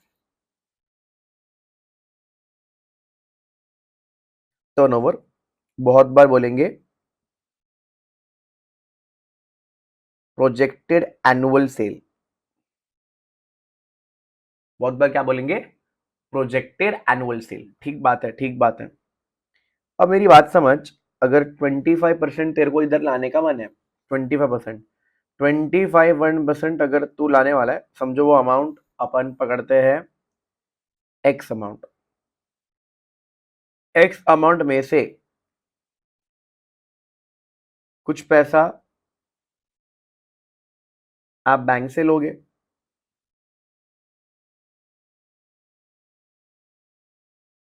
बट कुछ आपको क्या भरनी पड़ेगी, मार्जिन भरनी पड़ेगी। क्या भरनी पड़ेगी, मार्जिन। और मार्जिन कितना भरोगे, आप भरोगे 1/5, बाकी का जो भी है बैंक से 4/5 आ जाएगा।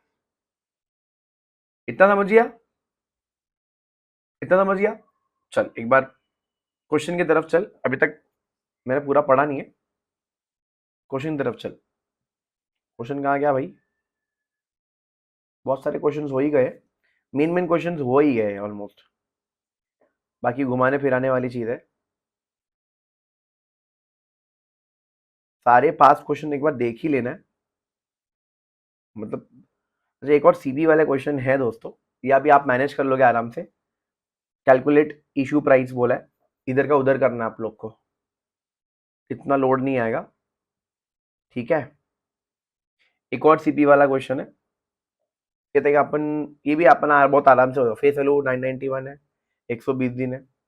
ठीक है, ये भी आराम से हो जाएगा। रुको पहले हम लोग नायक वाला क्वेश्चन लेते हैं। हम कहाँ भटक रहे हैं भैया, ये हमारा हो गया, ये भी हमारा हो गया। हाँ ये रहा नायक। अब देख ये 20 लाख है, देख प्रोजेक्टेड सेल्स, यही तो तुम्हारा टर्नओवर है ना। मतलब भाई 20 लाख का कितना निकालेगा, 25% निकालेगा। अगर 20 लाख का 25% निकालेगा तो कितना आएगा भैया, 5 लाख। नियम की मानू तो मार्जिन तू लाएगा, मार्जिन तू लाएगा, और बाकी पैसा कहां से आएगा, बैंक से आएगा। मैं जब भी बोलता है मार्जिन तू लाएगा, मार्जिन कितना आएगा, 1/5। जब मैं बोलता बैंक से आएगा तो भैया 4/5। समझा, मार्जिन कितना तेरे को लाना पड़ेगा, तेरे को 1 लाख लाना पड़ेगा। बैंक कितना देगा भैया, बैंक तेरे को 4 लाख रुपए देगा। ऐसा रूल पढ़ के हमको समझा, समझा ये बात। अब आगे पढ़ते, इधर आ, आगे बढ़ते, इधर आ। आगे क्या बोला, since bank finance is only intended to support the need, since bank finance is only intended to support the need based requirement of the borrower, need based requirement, need based requirement। अरे भाई तेरे को मेरी जरूरत है ना, तुझे अगर मेरी जरूरत है तो मैं तेरे को तेरी हेल्प करूंगा, बट हाँ हेल्प में 4/5 क्या करूंगा और 1/5 तू अपनी हेल्प करेगा। बट व्हाट इफ वो ज्यादा मार्जिन डाल के बैठा है। समझो हमारे एग्जाम्पल में हमने 5 लाख रुपए लिया, 5 लाख में से तेरे को 1 लाख लाना था, बाकी 4 लाख किसको मिलेगा? बाकी 4 लाख तेरे को लाना है। बट व्हाट इफ तूने ज्यादा पैसा लाया होगा? तो अगर तूने ज्यादा पैसा लाया तो मैं तेरा 4/5 हेल्प नहीं करूंगा, मैं तेरा बैलेंसिंग हेल्प करूंगा। अरे अगर तेरे पास इतना पैसा है, तू इतना अमीर है, तेरे को मेरी हेल्प की क्या जरूरत है? तेरे पास अगर इतना ही पैसा है तो मेरी हेल्प की क्या जरूरत है तेरे को? इधर देख, इधर देख, ध्यान दे, ध्यान दे, ध्यान है कि नहीं? तू ध्यान दे। तू लगभग लगभग 3 लाख का तेरा क्रेडिटर है, ठीक है? तेरा बैंक बोरिंग 330 है। वर्किंग कैपिटल समझते हो ना कि तुम्हारा जो करंट एसेट है माइनस करंट लाइबिलिटी। तुम अगर इसको पक्के से हिसाब लगाओगे, अगर तुम इसको कैलसी चलाते हो, तुमको मोटा मोटी समझ में आएगा कि भैया वर्किंग कैपिटल ऑलरेडी प्रमोटर लगाकर बैठा हुआ है। तुम समझ रहे हो मैं क्या बोल रहा हूं? वर्किंग कैपिटल ऑलरेडी प्रमोटर यानी कि जो बिजनेसमैन है वो लगाकर बैठा हुआ है। सीधी बात है, बोलो हाँ या ना? बिल्कुल बड़े ही शब्दों से बोल रहा हूं, बिल्कुल प्रमोटर पहले से पैसा लगाकर बैठा हुआ है ना। प्रमोटर पैसा लगा के रखा है मतलब ऑब्वियसली बात उसके पास पैसे पड़े हुए, पैसे पड़े हुए। अगर उसके पास पहले से पैसे पड़े हुए तो क्या उसको इतनी हेल्प करनी चाहिए जितनी लॉ बोलता है? देखो, अगर मैं तुमको हिसाब से बताऊं, इसके पास इसने पैसे लाए लगभग लगभग लगभग 1,10,000 एक्स, ये 1,10,000 लेके बैठा हुआ है मार्जिन, 1,10,000 लेकर बैठा हो भैया। तुम समझ रहे हो? Current asset minus current liability करोगे, तुमको पहले से वर्किंग कैपिटल मिल जाएगी। ये पहले से एक्स्ट्रा पैसा लेकर डाल के बैठा हुआ है। अगर दोस्तों ये एक्स्ट्रा पैसा डाल के बैठा हुआ है तो क्या इसकी ज्यादा मदद करनी चाहिए? गवर्नमेंट बोलते नहीं भाई, अगर ये ज्यादा पैसा डाल के बैठा हुआ है तो हम उसकी उतनी मदद नहीं करेगी। अरे भैया एक्चुअल में कितना मार्जिन डाल के बैठा है? भाई एक्चुअल में ये तो 1,10,000 डाल के बैठा हुआ है। तो अगर 1,10,000 डाल के बैठा है तो मैं इसको 4 लाख का मदद करेगा क्या? नहीं बेटा, मैं इसका 4 लाख का नहीं, मैं इसका मदद करेगा 3,90,000 का मदद करेगा। समझा मैं क्या बोला? तो ये जो रिक्वायरमेंट की जो हेल्प है ना, ये एक नीड बेस्ड हेल्प है। नीड बेस्ड समझता है कि नहीं? नीड बेस्ड माने जरूरत है तो इधर को हेल्प करेंगे। तूने अगर खुद के जेब से अपना ज्यादा पैसा लाया है तो भैया बाकी का जो है बैलेंसिंग फिर बैंक देगा। समझा? बैलेंसिंग तेरे को बैंक देगा। पक्का पक्का समझ में आया? पक्का पक्का क्या बोल रहा हूं? अभी सवाल उठता है कि क्या सर 1,10,000 कहां से आया? अबे देख, इधर इधर इधर इधर इधर 1,10,000 कहां से बताता हूं, समझ। 1,10,000 समझ। 7,40,000 क्या है? तेरा करंट एसेट है। 7,40,000 का तेरा करंट एसेट है, माइनस क्या करेगा? तेरा करंट लाइबिलिटी। ये देख, इसको ऐड कर तो 7,40,000 और 3,00,000, 3,30,000 यानी कि करीब करीब निकल के आएगा 6,30,000। लगा कितना होता है? 1,10,000 मतलब तू 1,00,000 तू एक्स्ट्रा पैसा भर के बैठा है। अगर एक्स्ट्रा पैसा भर के बैठा तो तेरी हेल्प मैं मिनिमली करूंगा। समझ? समझ मेरी बात, समझ मेरी बात समझ। पहले नेटवर्किंग कैपिटल ढूंढ। नेट वर्किंग कैपिटल ढूंढ। क्या फॉर्मूला क्या रहेगा? Current asset minus current liability. सही बात है। अच्छा, अब अगर तू ढूंढेगा तो कितना आएगा? 7,40,000 माइनस 6,30,000, तेरे को लगभग लगभग मिलेगा 1,10,000। सही बात है, 1,10,000 आया। अभी तू अगर फॉर्मूला बिठाएगा तो क्या गवर्नमेंट क्या बोलता है?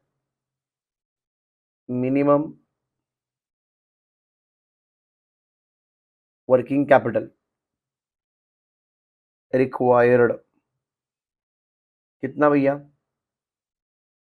25% ऑफ सेल्स। सही बात है ना? सेल्स का 25% है तो 25% of 20 lakh will give me answer how much? 5 lakh, ये ऑलरेडी बता दूँ। तो अगर लॉ के हिसाब से देखूँ 5% तेरे को लाना चाहिए था, बराबर है। तो यानी कि तू देखूँ तो मार्जिन के हिसाब से तेरा 1 लाख करीब करीब तेरे को लाना चाहिए था। तो भैया तेरे को 1 लाख लाना चाहिए था और बैंक को कितना देना चाहिए था? 4 लाख देना चाहिए था। ये देना चाहिए था ना, बट तूने ऑलरेडी बोलो क्या करके रखा है, तूने बोलो ऑलरेडी क्या करके रखा है। तेरे को मेरे को मैं आई will give you the margin, कितना आना चाहिए तेरे को? 5 लाख रुपए चाहिए था। 5 में से ऑलरेडी 1 लाख 10 तो तू भर के बैठा हुआ है, तो बैंक तेरी कितनी हेल्प करेगा? सिर्फ 3 लाख 90 हेल्प करेगा। समझा क्या बोला? 1 लाख 10 का जो क्वेश्चन पूछ रहा था, आई थिंक समझ में आ गया। एकदम पपलू एंड ईजी है भैया, मतलब क्या ही कहूं, इजी 100%। तो ये एकदम इजी सा क्वेश्चन था, एकदम इजी क्वेश्चन, एकदम इजी क्वेश्चन है। ठीक बात है, ओके ठीक बात। चल एक और टाइप का क्वेश्चन, सेम टाइप का क्वेश्चन करने का ट्राई करते हैं।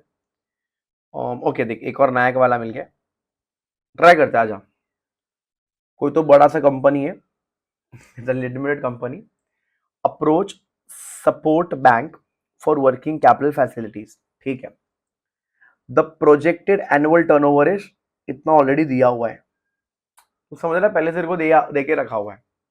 Explain the assessment of working capital requirement as पर Nayak committee and compute working capital finance which can be extended by the bank. एकदम पपलू क्वेश्चन पूछा है। चल वीडियो को पॉज कर, सोच, आपका दिमाग लगाओ और मुझे बताओ। एकदम इजी सा सवाल है, एकदम बेबी सवाल है, देख तेरे को जमता है कि नहीं। ठीक बात, पॉज करना है, वीडियो पॉज करना है। मैं पॉज भी नहीं भी करूं तो भी तुमको समझ में नहीं आएगा, क्योंकि अल्टीमेटली रिकॉर्डिंग में काट के ही जाने वाला है। चलो मैं डिस्कस कर लेता हूं तुम लोग के लिए, फोकस करना। देख ध्यान से देखेगा तो बहुत सिंपल सा क्वेश्चन है कि भाई तेरे कंपनी का प्रोजेक्टेड सेल्स टर्नओवर कितना है। तो ऑलरेडी मेरे को पता है 1 करोड़ कितना कितना तो भी है। ठीक बात है, कितना पता है? अच्छा, अगर मैं वर्किंग कैपिटल की बात करूं, जो लिमिट मुझे कैलकुलेट करना है, इस 25% ऑफ सेल्स टर्नओवर, जो भी बोल लो, एनुअल सेल्स या वॉट एवर। तो अगर मैं इसका 25% निकालू, करीब करीब आ रहा है 46, हाँ 4625। अच्छा अभी समझ, समझ, मेरे को पूछा इन्होंने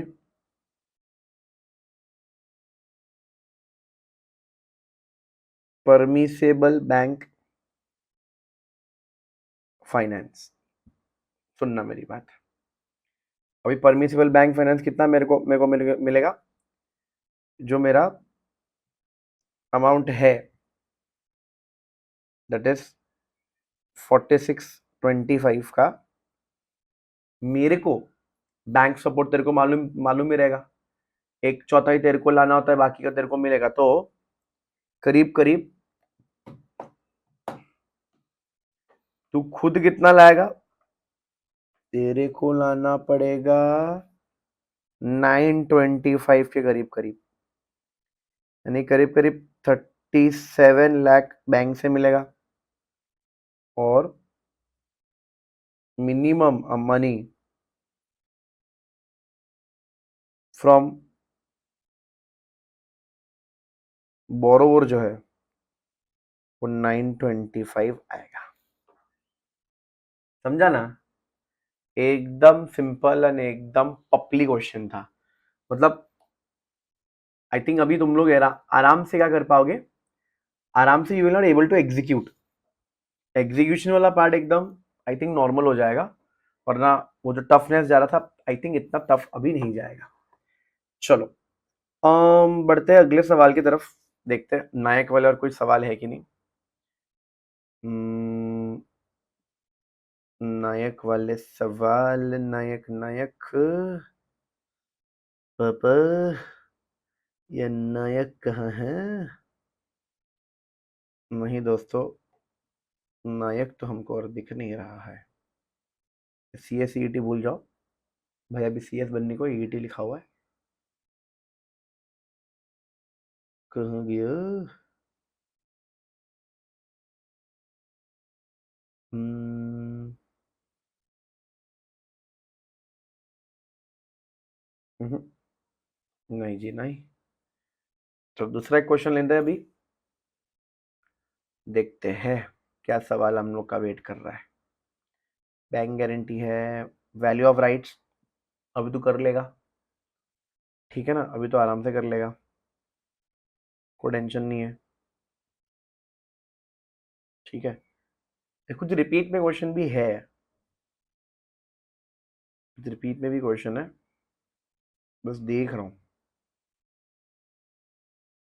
इसलिए पहले से ही क्या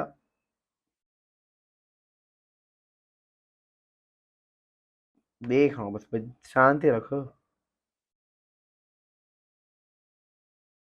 ठीक है चलो,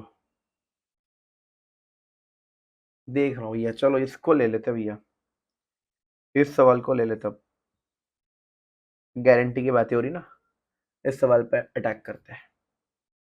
चल भाई पढ़ते हैं। लिखा है कंपनी का नाम, लो ऊपर लेता क्वेश्चन तो वो दिख जाएगा।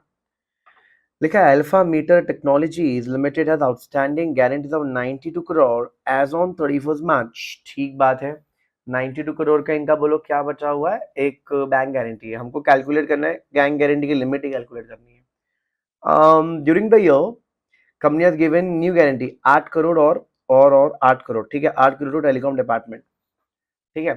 The income tax assessment proceeding of the assessment year 14-15 have concluded and the department has released 21 crore, release bank guarantee of 21 crore. ओ भैया मजे आ गए, ये क्रिएट हुआ है, ये गिवन है, ये आउटस्टैंडिंग है, ये रिलीज हुआ है, ठीक बात है। And department has demanded additional 2 crore. देखो 92 करोड़ ऑलरेडी था, हमने 8 करोड़ और एडिशन किया और 21 करोड़ हमारा फ्री अप हो गया, देखो रिलीज हुआ है, एंड लास्ट में और 2 करोड़ हमारा क्रिएट हुआ है, करेक्ट है ना, 2 करोड़ और अपना क्रिएट हुआ है। तो तुम एड लेस करोगे करीब करीब,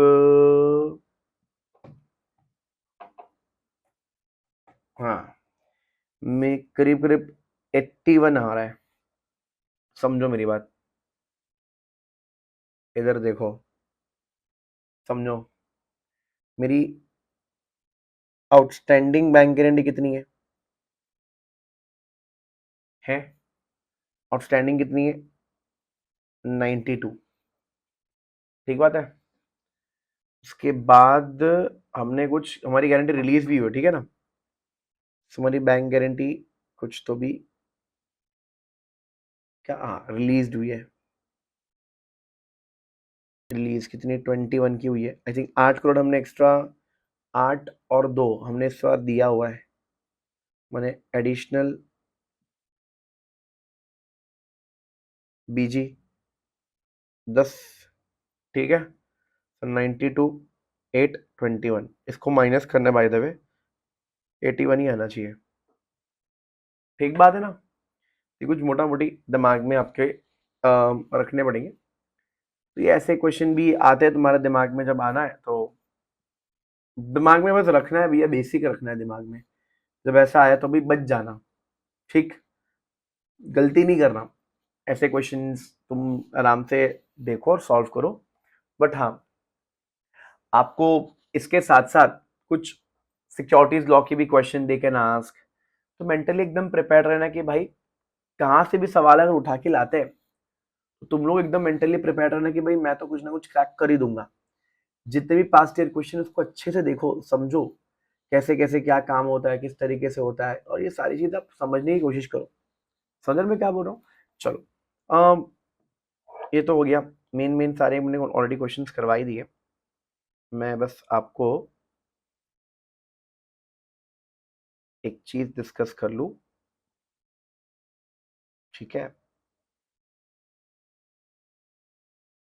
बहुत सिंपल सिंपल है भैया।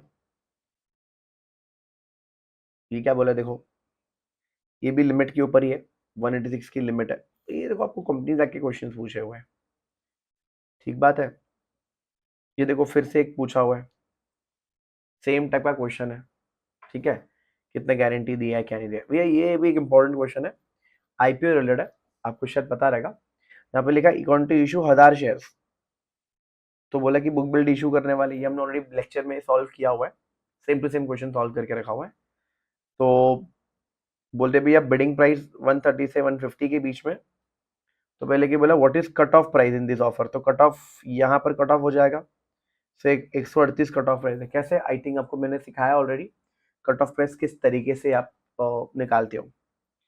फिर लिखा कि can company decide the cut off at the lower price at which the price is subscribed. ठीक है, अब देखो ना हमने लोअर में किया हुआ है। Can company allot shares to the retail investor the price at discount of the cut, answer is yes, हमने ऑलरेडी आईपीओ चैप्टर में पढ़ के रखा हुआ है। What will you do allocation pattern presuming company fulfil the eligibility criteria of net tangible asset. I hope तेरे को ये पता रहेगा, जो कंपनी भिखारी गरीब होती है, जोमेटो पेटीएम, उनका अलग से हम हिसाब लगाते थे। यस, जब हम जो बड़े लोग हैं उनको ज्यादा अलॉटमेंट किया करते थे इसी रीजन की वजह से। एंड एलोकेशन पैटर्न क्या होगा ये भी आपको पूछा गया है, ठीक है? जो एलोकेशन पैटर्न मतलब हम 75% किसको देंगे क्या नहीं देंगे, वो सब क्वेश्चन पूछ रहे हैं। तो इसमें तो जो मेन कट ऑफ प्राइस ढूंढना हमको आना चाहिए, थोड़ा सा इंपॉर्टेंट है। हमने एनीवेज जब हम लोग चैप्टर कर रहे थे, हमने बेसिक बेसिक डिस्कशन किया ही होगा, ठीक है? और आप लोगों को याद भी होना चाहिए कि इस तरीके से हम लोग को अच्छे से याद होना चाहिए, ठीक बात है? ठीक है, तो ये भी एक सिंपल सा क्वेश्चन था। ओके भाई, एकदम भारी भारी क्वेश्चन तो हमने रखा हुआ अब तक। ये मैंने अपने डिस्कस इसलिए नहीं किया था बिकॉज ये हमने कहीं ना कहीं डिस्कस कर रखा हुआ है, इसीलिए। दिख रहा है आप लोग को? ओ ओ, अब देखो दिख रहा है आप लोग को? बहुत इजी क्वेश्चन है, बहुत ही इजी क्वेश्चन है, पपलू क्वेश्चन है। डिस्कस कर लेता हूँ आप लोग के साथ, वरना दिक्कतें आ जाएगी।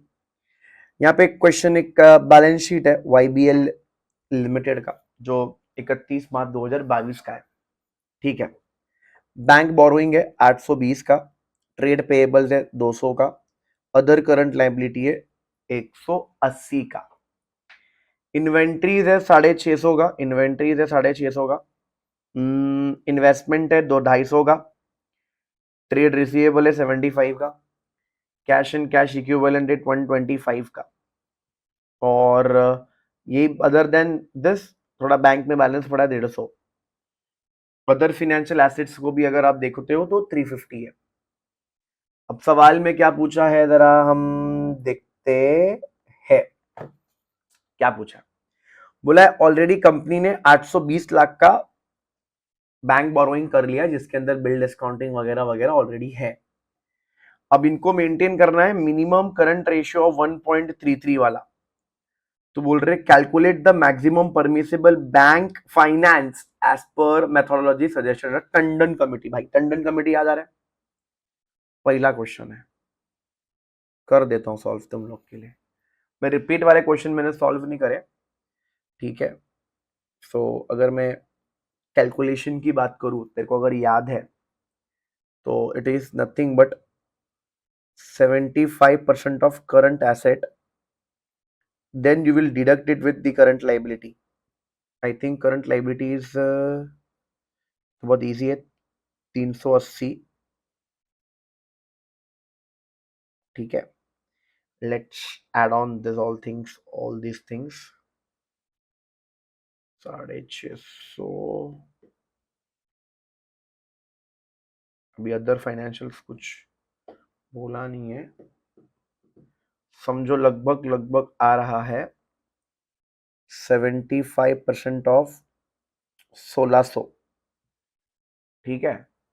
अब इसका 75% करीब करीब आएगा 1200, इसको 380 लाख से माइनस करो, आपको आएगा 820 lakh.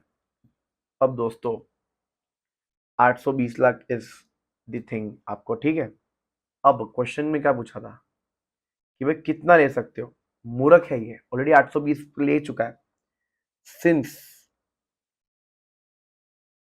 YBL Limited has already availed what? Availed maximum permissible bank finance, hence have reached the minimum current जो रेशियो हमने फिक्स किया हुआ है ऑफ 1.33:1, यस, वाया बोरोइंग, ठीक है, 820 लाख वाली। तो बैंक मैनेजर को बोला जाए, भैया मैनेजर साहब,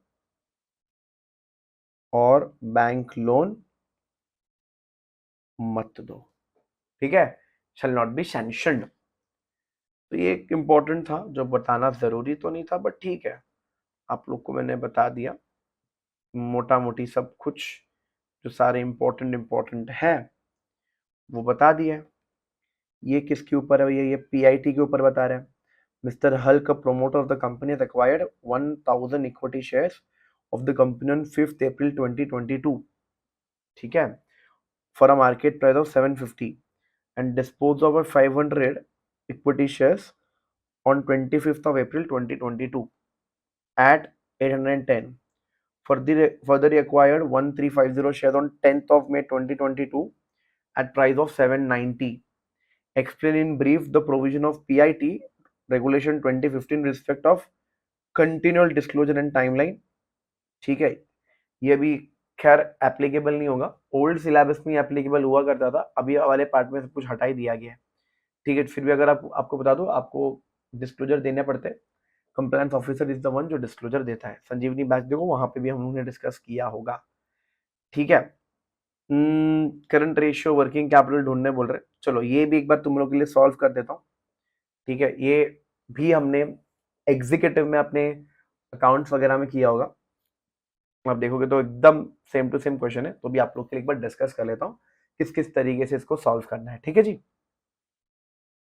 हाँ बिल्कुल, हम लोग इसको एकदम इन डिटेल डिस्कस कर लेते हैं एक बार। यही एक type of question working capital बचा है, बाकी मैंने ऑलमोस्ट सब तुम लोग के लिए कवर किया। आई थिंक देखो मैंने टाइम तो देखा नहीं है, बट करीब करीब 1.5-2 घंटे से हम लोग का ये वीडियो चल रहा है, और जितना हमने सॉल्व किया उतना तो एटलीस्ट तुम लोग संभाल ही लोगे, इतना क्वेश्चन तो आप संभाल लोगे, ठीक है। बाकी नो डाउट हमको थोड़ा सा प्रोएक्टिवली एक्टिव रहना है कि आप थोड़ा सा पास्ट वाले क्वेश्चंस भी करना जरूर, वरना वो थोड़ा हालत खराब हो जाएगा।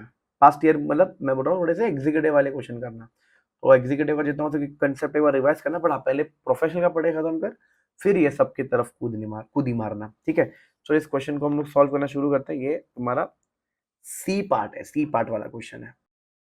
चलिए इसको हम लोग करते हैं सॉल्व। एंड डेटा क्या है भैया, मैं डेटा बाजू में लिख के रख देता हूँ।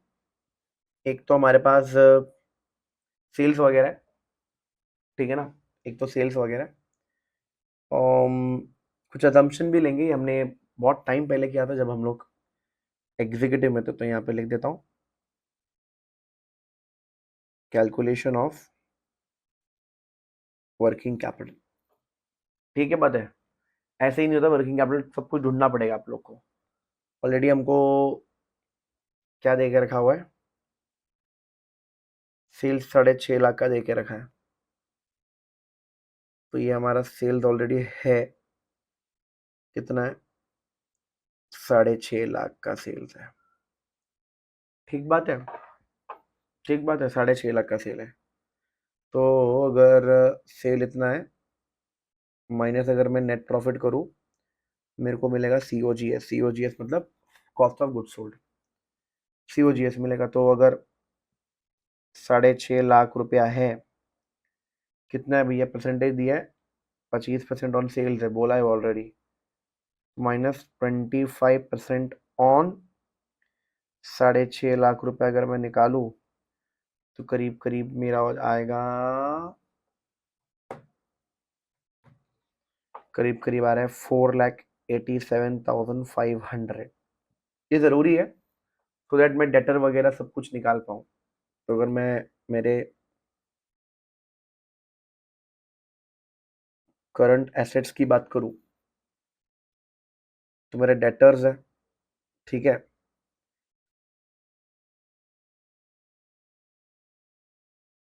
डेटर्स है। अभी तुम अगर डेटर देखो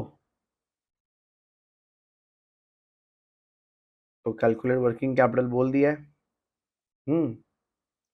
और जो तुम लोग डेटर निकाल रहे हो, तुम 10 हफ्ते के हिसाब से निकालो, मैं एट कॉस्ट निकाल रहा हूँ। आई am doing it at cost. तुम चाहो तो ये सेल्स पे भी निकाल सकते हो, ठीक है। अब जब इंस्टीट्यूट की गई, हम जब when I was in executive, हम लोग इसको सेल्स के हिसाब से निकालते थे, ठीक है। बट हाँ, आपके पास दोनों ऑप्शन है, आप सेल से निकालो, कैसे भी निकालो। चलो मैं सेल से निकाल दे रहा हूँ, ठीक है। तो डेटर कितने हफ्ते भाई, 10 हफ्ते, तो 10 weeks, and I am doing it at sales price, यानी कि 6.5 लाख गुना 10 वीक डिवाइड बाय 52 हफ्ते, 52 हफ्ते। Let me calculate. हाँ जी, तो करीब करीब 1,25,000 आ रहा है मेरे को। और मेरे पास स्टॉक भी है। स्टॉक हम लोग हमेशा कॉस्ट पे निकाला करते थे, मैं भी वही रूल फॉलो करूँगा जो मैंने पढ़ा है, ठीक है। तो कितना हफ्ते है भाई स्टॉक, स्टॉक स्टॉक स्टॉक 8 हफ्ते। तो भैया 8 हफ्ते, I am taking it at cost, तो 4,87,000, ठीक है, 4,87,500, 8 डिवाइड बाय 52, हिसाब लगाने दो भैया, करीब करीब 75,000 आ रहा है। अगर मैं ऐड करूँ तो ये मेरा बन जाएगा 2 लाख रुपया। Current asset minus current liability करनी है, तो मेरी करंट लाइबिलिटी क्या है ज़रा देख लेते हैं।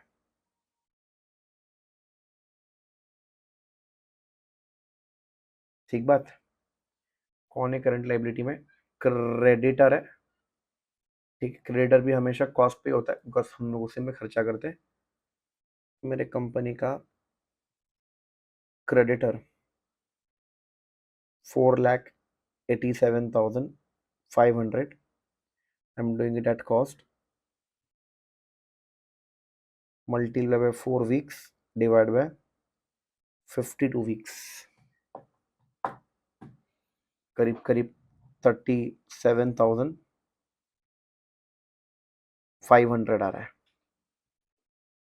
ठीक बात है। तो ये हमारा हो गया करंट अपना ये। अच्छा, एक क्वेश्चन क्या पूछा भैया, करंट रेशियो ढूंढ के बताओ। Current ratio is current asset up divide by current liability. So current ratio कितना आएगा, current asset divide by current liability, जो मैं 2 लाख को अगर मैं डिवाइड करूँ 37,500 में, सो आंसर,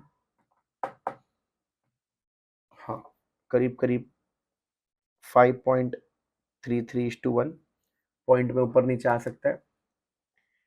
एंड एक और सवाल क्या पूछा था, वर्किंग कैपिटल। दोस्तों वर्किंग कैपिटल क्या होता है, आई थिंक आपको पता ही होगा। Current asset minus current liability, यानी कि 2 लाख को अगर मैं 37,500 से माइनस कर दूं तो लगभग 162,500 करीब करीब आएगा। दोस्तों ये अकाउंट वाला सवाल था, जब है तो कांट हेल्प, बताना पड़ा। ठीक है, तो if you want I will give you this PDF as well, जिसमें मैंने सॉल्व किया हुआ है। एंड बाकी तो सारे पास क्वेश्चन ही है, कोई रॉकेट साइंस नहीं है। विद दिस जितने भी क्वेश्चन हमको पता होने चाहिए थे ऊपर नीचे दाएं बाएं के, जिससे हमको थोड़ा आइडिया बैठे कि भाई एग्जाम में करना क्या है, वो हम लोग सामने कर चुके हैं। मिलते हैं ऐसे किसी दूसरे वीडियो में, तब तक के लिए गुड बाय, टेक केयर, नमस्कार, शब्ब खैर, शुभ रात्रि, bye bye friends, and see you in the next video friends, bye bye.